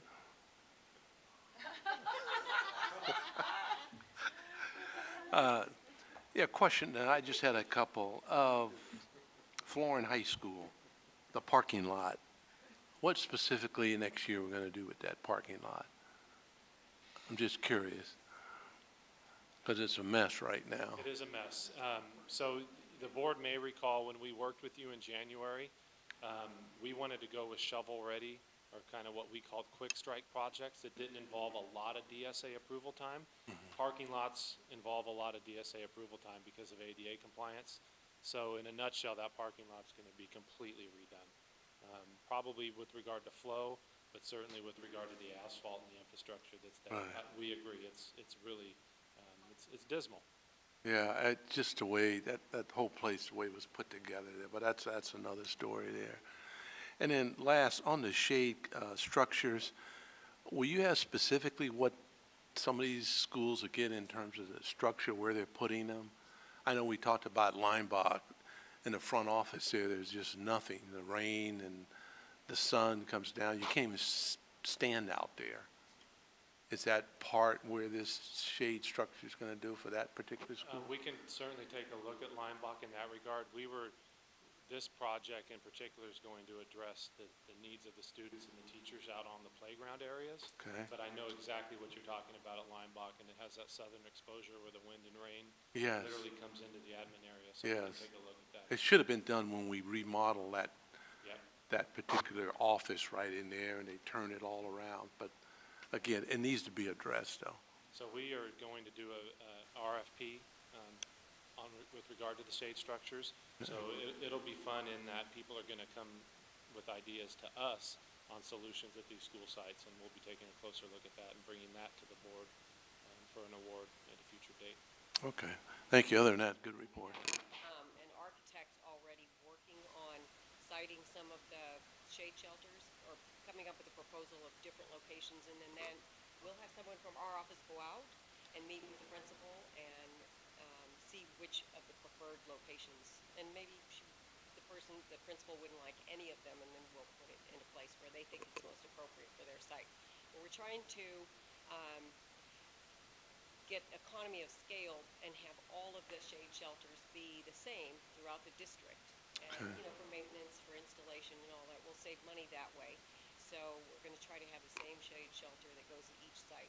And something like at Limbach, where we've got a specific weather issue, which is not uncommon, there's other schools that have that, we'll have that addressed as part of the overall modernization of the campus.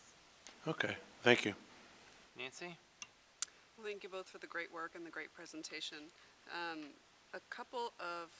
One question that came up.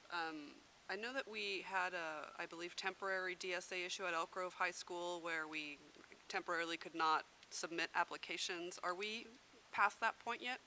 Okay, good. I'm hearing yes. And just also wanted to say I'm very excited to hear that the website's going live, because as you're presenting all this wonderful information, I can't wait to share it with parents. So thank you for making it easier to push that information out. Thank you. Tony? Thank you very much for the report. I was wondering, the shade panels or whatever, would they have solar panels on them? No, not yet. You know me, I'm still We're not pushing there. We're not there yet. We are working with SMUD on some options. It's always a question that comes up. It's always a good question. I will tell you from my perspective, from a business sense, Don't make sense. the technologies and the costs of electricity still aren't there for us as a tax exempt entity for solar to pencil out, but that time's coming very quickly. And number two, can you design a thank you bumper sticker for staff, for us too, so we maybe on our cars, the community? These are excellent examples, but who would use these? They will be where? So these will be very large signs that'll be that'll be, yeah, that'll be Okay. permanently, or not permanently, temporarily erected at the project sites. I was wondering, can you design one for us? So we can put on our cars, like a magnet? I do it, oh. Actually, don't worry about it, that's what I do. Okay, Crystal? I'd just like to say thank you for the report. I think some of these facilities and updates, of course, were a long time coming. And again, I'm excited about the work and the future work that can be done, and also the information that we'll be able to share off the website to the parents and just community members. Because I know driving by, a lot of times parents might pass by but not really have that full realization of what's going on and how the Measure M dollars are being put to use. So I think that's really critical as well. Thank you. Bobby? Thank you. Great presentation. I always look forward to getting an update on facilities. So just a quick question as it relates to the website, which is a great tool, but not everybody will go to the website. What is our other means of communicating how our dollars are being spent outside of, say, Cameron's article that will show up on Friday? Communicating to the public of how our dollars are being spent. Are the principals on back to school night giving a recap of the various pending projects, just to make sure that there's greater accountability and transparency for the funding? I like the suggestion with regard to individual school sites. The Citizens Oversight Committee is really going to be the voice of how the dollars are spent. But again, a lot of that does require somebody to have a resource and use the internet. Everything that we hand to the Oversight Committee will be posted on their website, but it'll be, I appreciate what you're saying, so we need to give that some thought about how we can get the word out outside of an electronic venue. That's a good point. Okay, I have a few questions. Let's start off with shade structures. We've had lots of discussions on shade structures. Will shade structures now be part of the construction of every new school site? Yes. Yes, okay, so we don't have to deal with that one anymore. You mentioned that alternatives would be shared with the principal regarding shade structures, and then they could make a decision. I would just add that in most cases, PTAs and PTOs have been the ones that have footed the bill for shade structures. And if we're going to look at options for the children, that the shade structure design should go before PTAs and PTOs. Once again, it's their children, but they've been the major fundraisers for these in the past since the district didn't provide them. The only thing that I can share with you in that regard, we allocated in the resource allocation within the facility master plan, sites received a certain dollar amount for site-based priorities, whether it comes from the community or the school. So if they've paid for a shade structure, for instance, they will have dollars that they can utilize towards other priorities.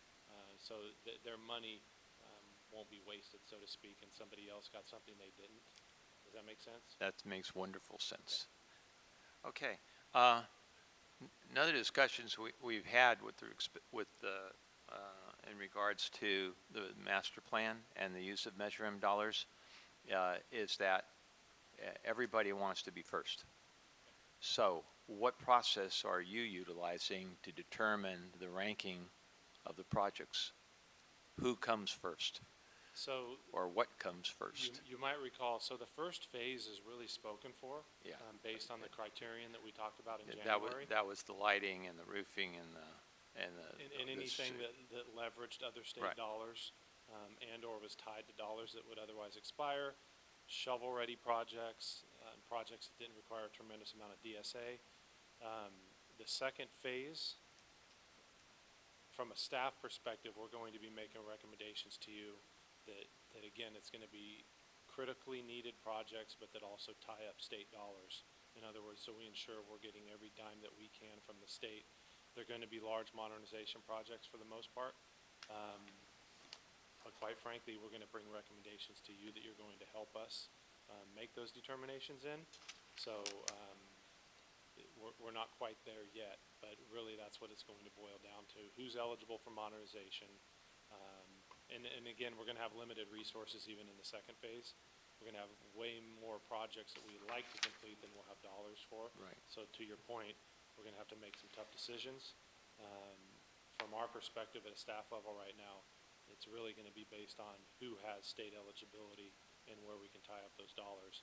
But I think at the end, you're going to find that they're projects that are important to all of us and to the community at large and cover a broad band of schools, whether it be elementary schools, different socioeconomic areas, and schools of different age. So, but that's good work that we'll be bringing forward to you in the coming year to help us set priorities for the second wave. Okay, and I just have one more, and the question just represents myself. Since, once again, our governor has chosen to act in an irresponsible manner when it comes to schools, he doesn't support schools and he doesn't support projects for schools, what kind of efforts are underway to free up the dollars that the citizens of the state approved for the modernization of schools? So I'm part of a larger coalition that is constantly working this. There's all other coalitions out there that are also constantly working this and pushing towards it. Whether it's the governor, the treasurer's office, members of the legislature, and the state allocation board. So all we can do is continue to apply the pressure, express the need, express the interest in selling the bonds, and we can certainly utilize your help in that.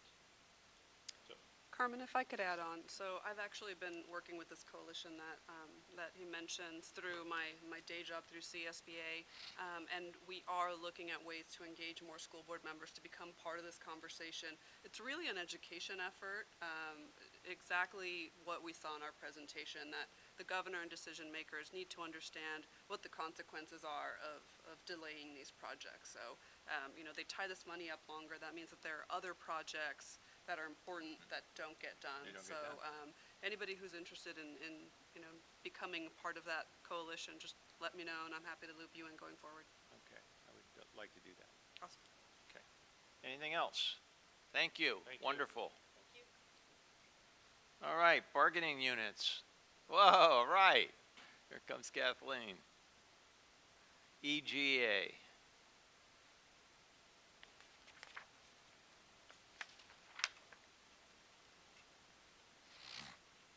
And it's short. Good evening, President Fortino, board members, Superintendent Hoffman, and Ms. Avalos.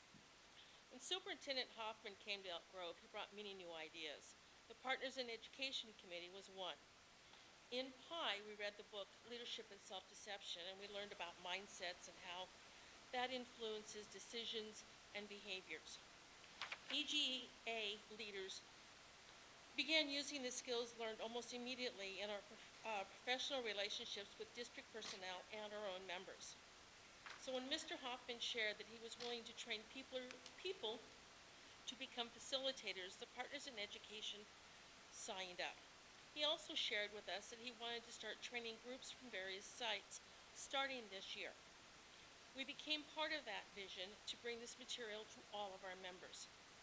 With that knowledge, I then wrote a grant proposal and submitted it. I am happy to share with you tonight that EGEA has received a grant of $45,200 from the California Teachers Association towards the cost of implementing the program this year. EGEA is fully committed to the Arbinger training being implemented across the district to our employees and our students alike. Wow. Thank you. Wonderful. Congratulations to EGA. Okay. AFSCME? Nothing. Okay. There are no reports tonight. So we will call on Mr. Pierce again. Consideration and resolution to convey one permanent roadway easement, one permanent public utilities easement, and one temporary construction easement to the County of Sacramento at the William Daler Alternative School site. So this is a follow-up to your action at September 5th, where you adopted a resolution of intention to convey the 3 easements. I would be happy to go into any details if you would like, or answer any questions that you have. Otherwise, I would ask that you open and close a public hearing and consider adopting the resolutions granting the easements. Okay, no questions. Okay, I call for a public hearing to receive comments on the granting of easements. Okay, hearing none, I close the public hearing. I call for a motion to adopt resolution number 15. Moved by Ms. Singh-Allen, second by Dr. Martinez-O'Leary. All in favor? Aye. Opposed? Passes. Thank you. And we have the pleasure of hearing from Kathy Hamilton. We haven't seen you for a while. Good evening, Chairman Fortuna, board members, Superintendent Hoffman, and Ms. Avalos.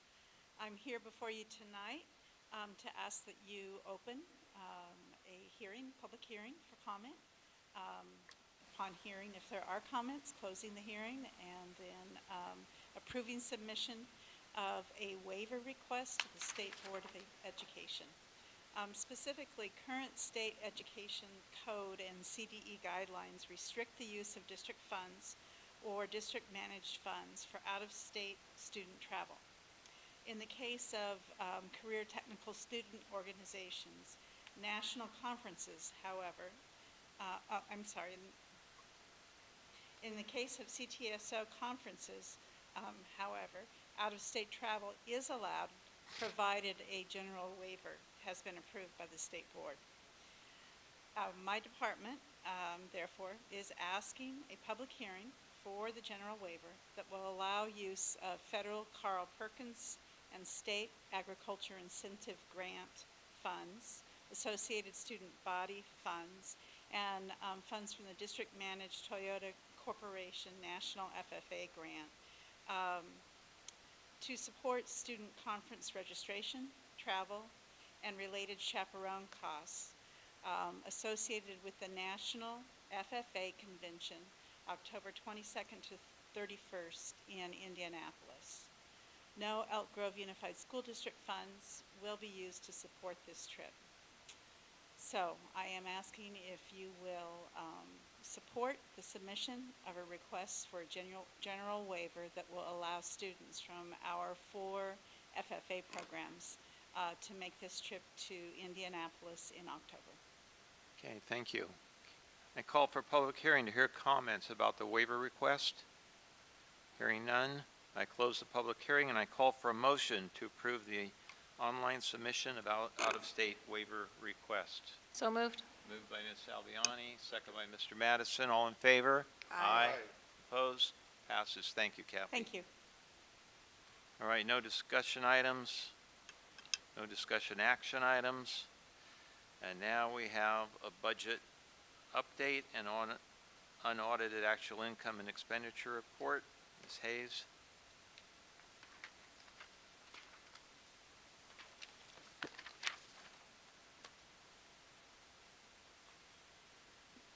Good evening, President Fortuna, member of the board, Superintendent Hoffman, and Ms. Avalos.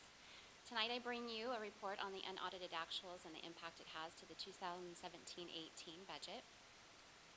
I'd like to say thank you to 2 of our staff people who actually put all of this together, and that's Ms. Hargis and Ms. Shelley Clark, with some support from the budget office under Ms. Robin Housden.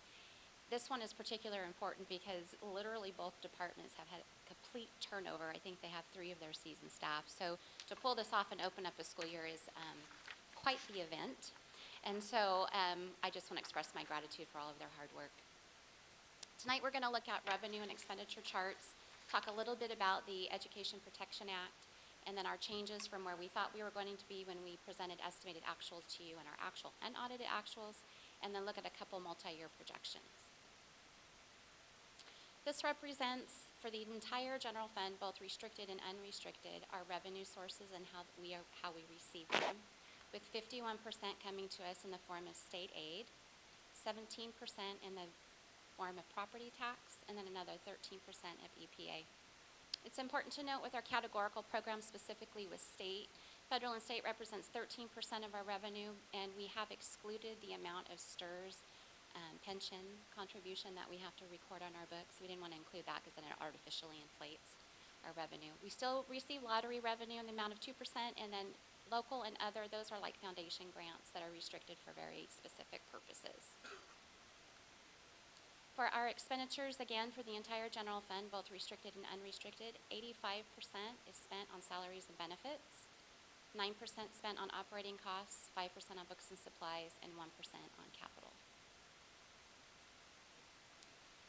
And where do our expenditures go? So both unrestricted and restricted, again, 66% is spent on direct instruction. That means the kids actually are physically receiving resources within the classroom.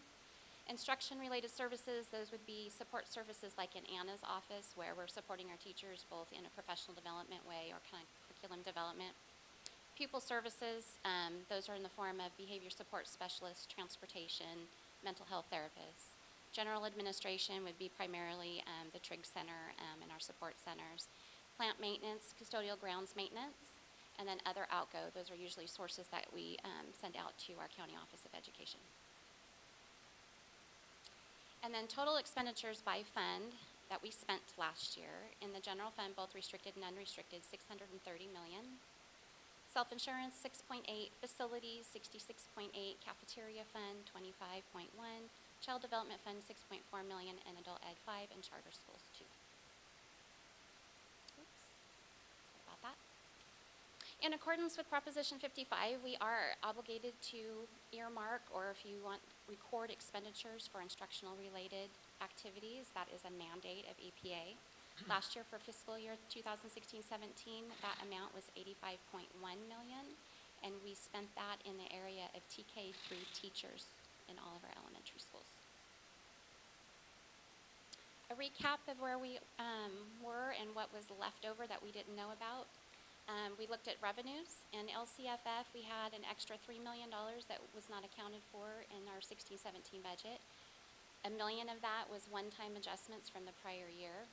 The balance of it was an additional ADA.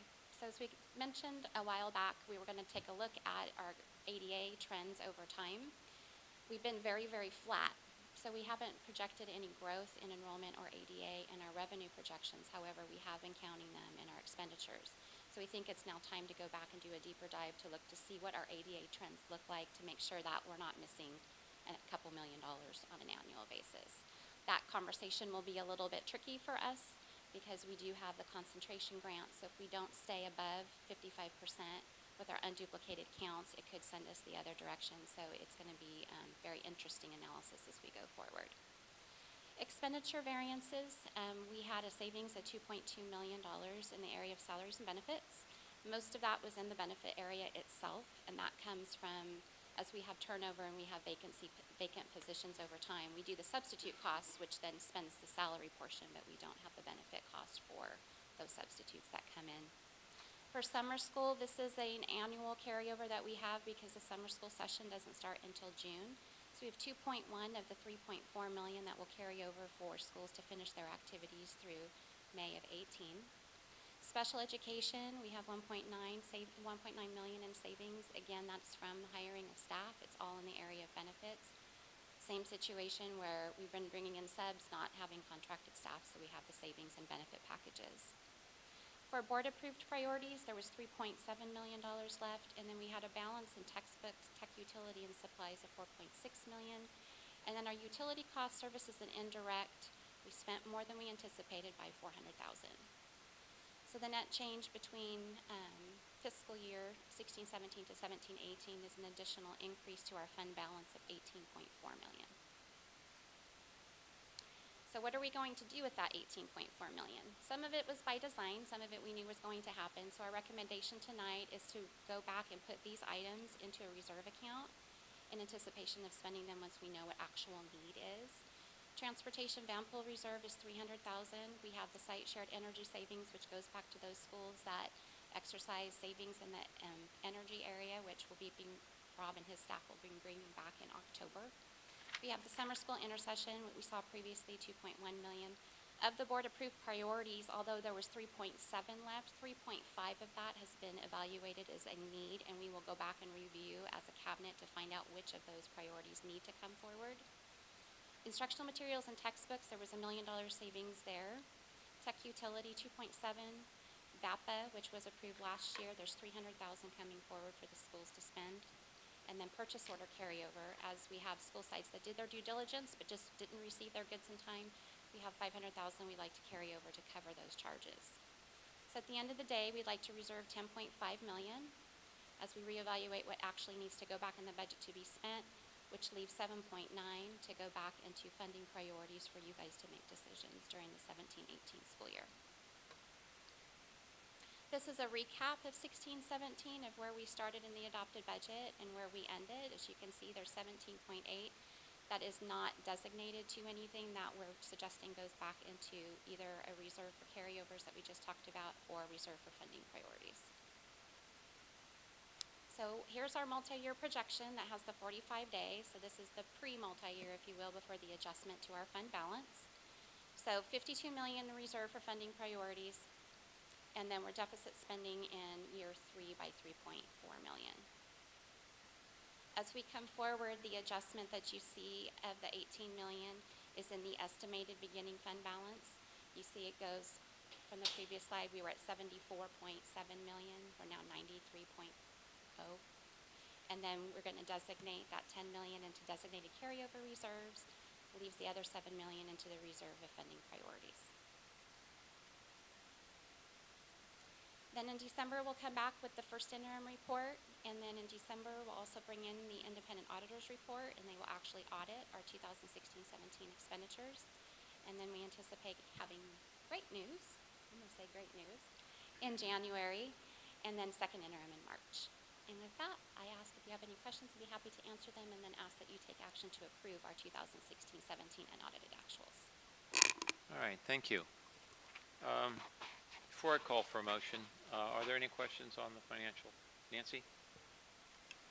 Just really quickly, on slide 8, you said that there was, I believe, 200,000 in board priorities that was not identified as a need. Do you know what that expenditure was? So we budget the best we can for salaries and benefits, but if there was a position that wasn't fully utilized for the entire 12 months, we don't push those dollars back because the staff has either been hired or we've moved forward since that point in time.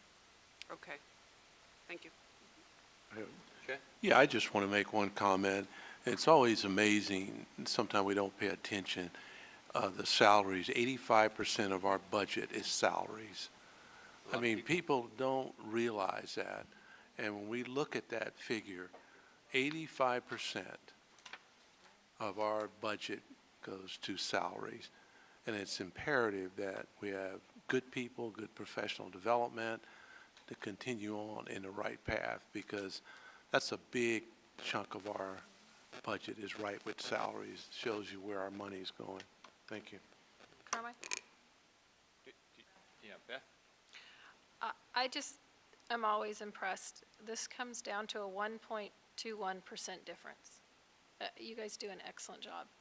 It always seems like the hugest number to me, and then you put it in a percentage of what you're dealing with, and it's very impressive that your numbers are that far, that right. My budget doesn't go that well, so I'm very impressed. I will share, when we did this recap in cabinet, I get kind of giddy because you build a budget, and that's a lot of effort, but you don't really know what you look like until 12 months down the road. So I always get excited to see how close and, and how narrow that margin is, and sometimes it's a little scary. Only leaving 2.2 million in salaries and benefits on the table. That's really, really tight. Not a lot of room for error. So yes, we have phenomenal staff. I'm very, very fortunate for the staff that we have. Yeah, I have just one question, Shannon, and it's kind of curiosity. VAPA was listed for $300,000, and I believe that was a whole. Does the business office or elsewhere within the district do an accounting with respect to how funds are expended? The board made 2 allocations in the last year to enhance VAPA programs based on needs identified. And so I was wondering if there's a listing kept with respect to how the dollars were expended.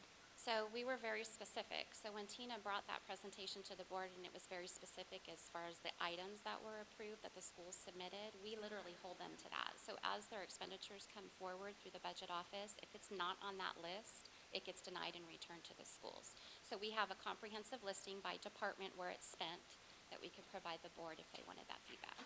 Very good, thank you. You're welcome. Okay, then I call for a motion to approve the 2016-2017 unaudited actual expense and income and expenditures moved by Mr. Madison. Second. Second by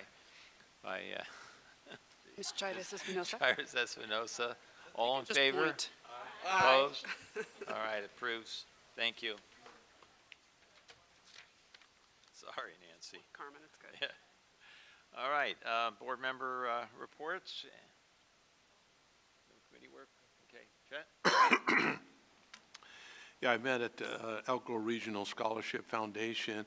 I'm on a development committee, and we discussed pretty heavily on how we want to expand the number of scholarships and increase our payouts.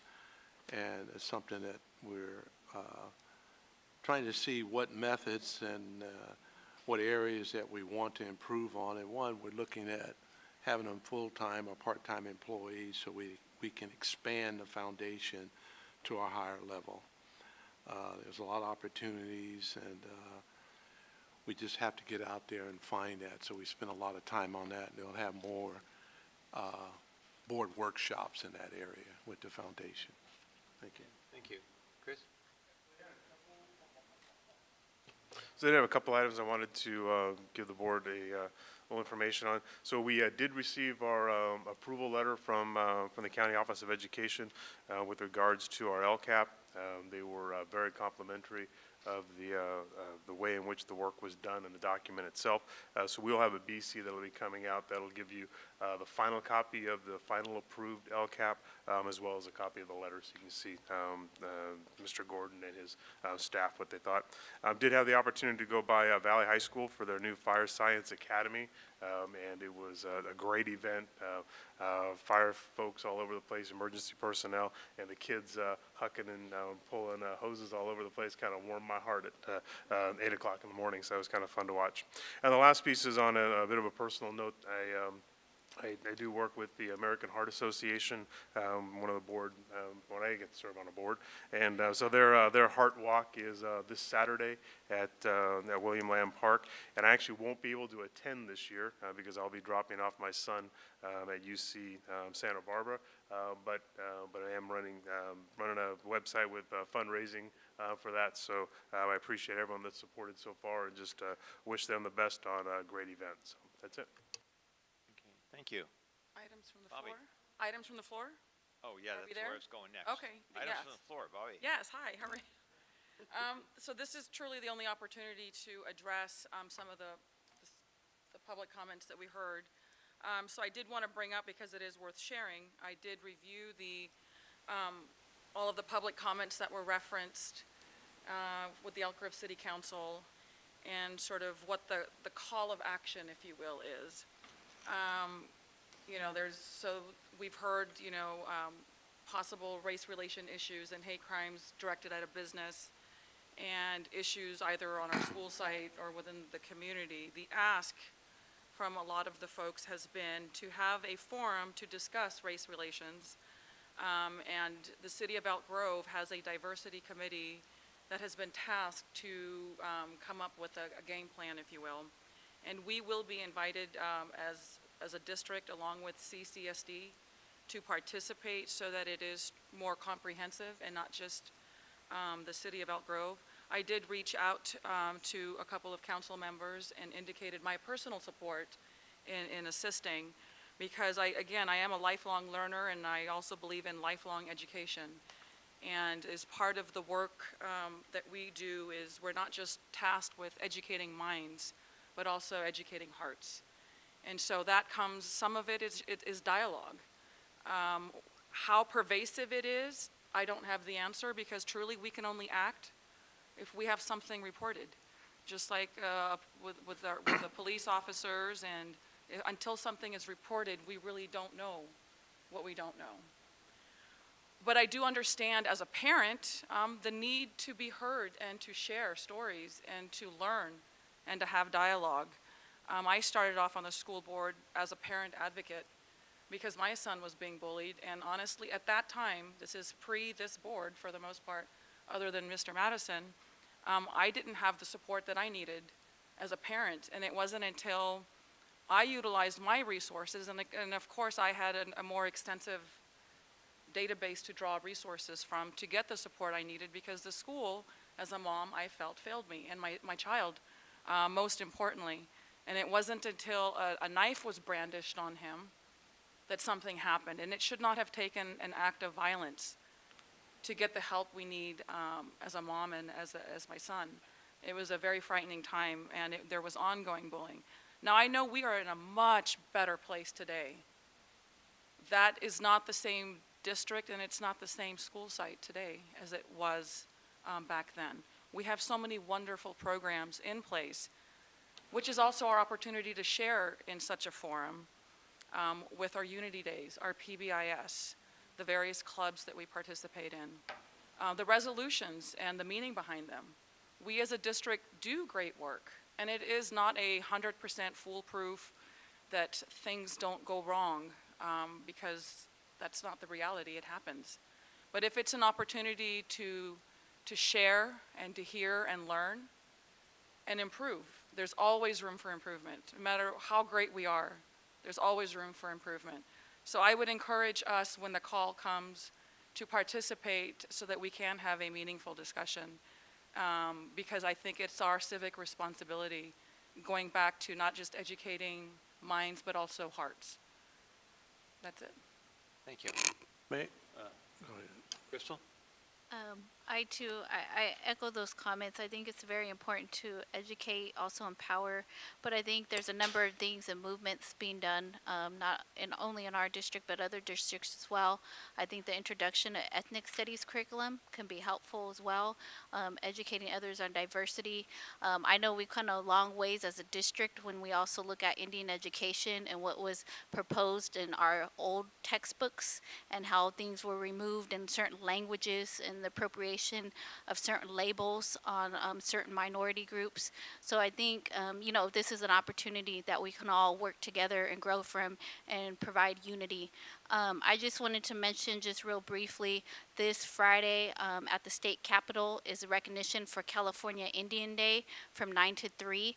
There'll be many tribal leaders in the region, and I wanted just to recognize that day because the governor's office has reserved that for California Indian Day. So again, I just wanted to make note of that special event that will be coming up as well. Okay. Yeah, I just wanted to add a few comments, and Bobby brought it up. You know, I'm, again, one of the older ones on the board here, and I want to go back a little bit, probably around 03, 04, that we had a serious problem of race relations in this district. At that time, Dave Gordon was here, which is the county superintendent today. And it got to the point that we had to develop a task force here to address some of the issues that was going on in this district as it relates to race. It was pretty bad at that time, and that task force we had really helped. We brought an outside judge that came in. Mr. Gordon was part of it. I forget, a couple of board members was on it. Students were part of it from every high school. And it's centered around an issue in Elk Grove High School. I won't get into the details. In fact, I still have the files at home. So it was pretty serious. So it's something that can't be taken lightly. It has to come from the district that we are serious about it. And we kind of laid it to bed. Now it's risen itself again in an ugly matter. Of course, our president of the United States doesn't help as well, too. So it exacerbates the problem again. So I just want to look at that if it comes to the point where perhaps task force has to be developed, particularly with students, bringing them in from high schools. It does help eliminate or reduce some of the tension that's going around, and the parents can see that we mean something behind it. So I just thought I'd throw that out a little bit. Okay. And then I had, Put my 2 cents in, oh. I just want to say, I think the district is recognizing, has not ignored that that things are changing. And my sitting on the Educational Equity Committee, it has a lot of this work included in it. And we have vehicles in place that we need to make sure are working. And, as it said, we always have room for improvement, but I think I've been part of a group that's been working towards a piece that has an educational component that would be very key in this factor. So I think we're on our way, and you can always get better, definitely, but I think we are working in the right direction. Just, President, you're still speaking on this matter? Yeah. Okay, then I have something after. Yeah, I'd like to just put my 2 cents in on this. You know, Ms. Allen talked about how the fact she came on the board as a parent advocate. I came on the board because of my displeasure with much of what I saw was wrong in the Elk Grove Unified School District. This is not the same school district as it was even 5 years ago. I'm proud of this district.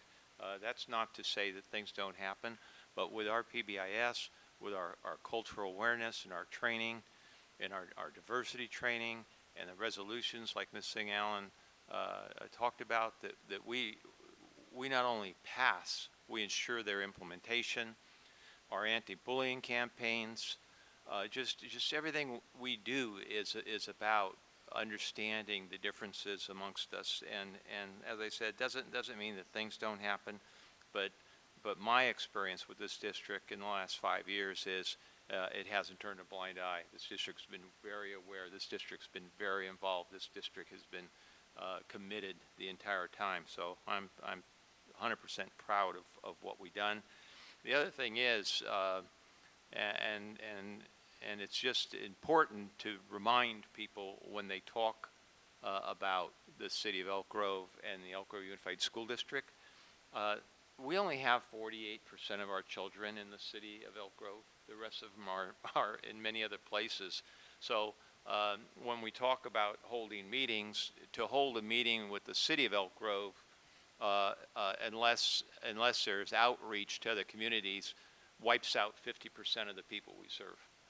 And so that's it's kind of limiting. So it's just important to remember who we serve as a school district. Chad? So if I can add to that, I do engage in the others' boundaries on such discussions. I sit on the Sacramento Regional Coalition for Tolerance, where these kinds of issues are discussed, as well as there's a task force within the city of Sacramento, the Safe Haven Task Force, dealing with immigration and DACA issues. So yeah, I mean, we are a big district, so when the call, I understand the frustration that community members can have when they go before a legislative body, that they don't understand that it's, the city of Elk Grove doesn't have jurisdiction on the Elk Grove Unified School District. So it's not, no one can point fingers, well, can you go and tell them to do this or that? And that was some of the ask, and it's just not feasible. But that is part of our outreach back is, in such that, in that kind of dialogue. But as it relates to the forum, I'm hoping, and I'm not sure what the city of Elk Grove is going to come up with, but those kinds of discussions we are starting to see take place, because you're seeing a community sort of at a boiling point. And like Mr. Madison said, the president doesn't help. And I don't want to make this about politics. This is about being a strong community and being a community how we want to see the community. And the more understanding that we have of one another and understand our different walks of life, then we're stronger and richer. And I do absolutely agree that we do an excellent job. But I am also, again, that lifelong learner goes with lifelong education. Okay, lastly, on a positive note, I had the opportunity, I did attend Saturday's Power One conference with all the teachers, the Title I's, and it was just fantastic. I like to really I don't think Sonia's here today. Sonia Lowry did an excellent job in the Learning Support Services Department and all the other staff people there. that was part of that Saturday conference, and I stayed the majority of the day, and I really got a lot out of it. I think conferences like that will continue. I see it helping us towards our achievement gap. So again, Superintendent, it was a good conference, I thought. Good speakers there, and I just thoroughly enjoyed it. Very educational. Thank Good. you. And I have one last item. Several months ago, we passed Arts and Education resolution, and on September 24th, Elk Grove is going to have a History Week kickoff, and they're going to be honoring Elizabeth Pinkerton for her contribution to preserving Elk Grove history. And that'll occur at the Elk Grove Regional Park. It's 10:30 to 2. And they'll be celebrating the newly refurbished historical courthouse and jail. So they'll be doing ribbon cutting, and they will be recognizing Elizabeth. There's going to be a lot of activities for Arts and Education Week. That is September 24th from 10:30 to 2. Yeah, and we'll pass that along, and Ludi can get it out. And okay, anything else? And the meeting is adjourned. Thank you, everyone. Thank you. Yeah, as I can, I would love to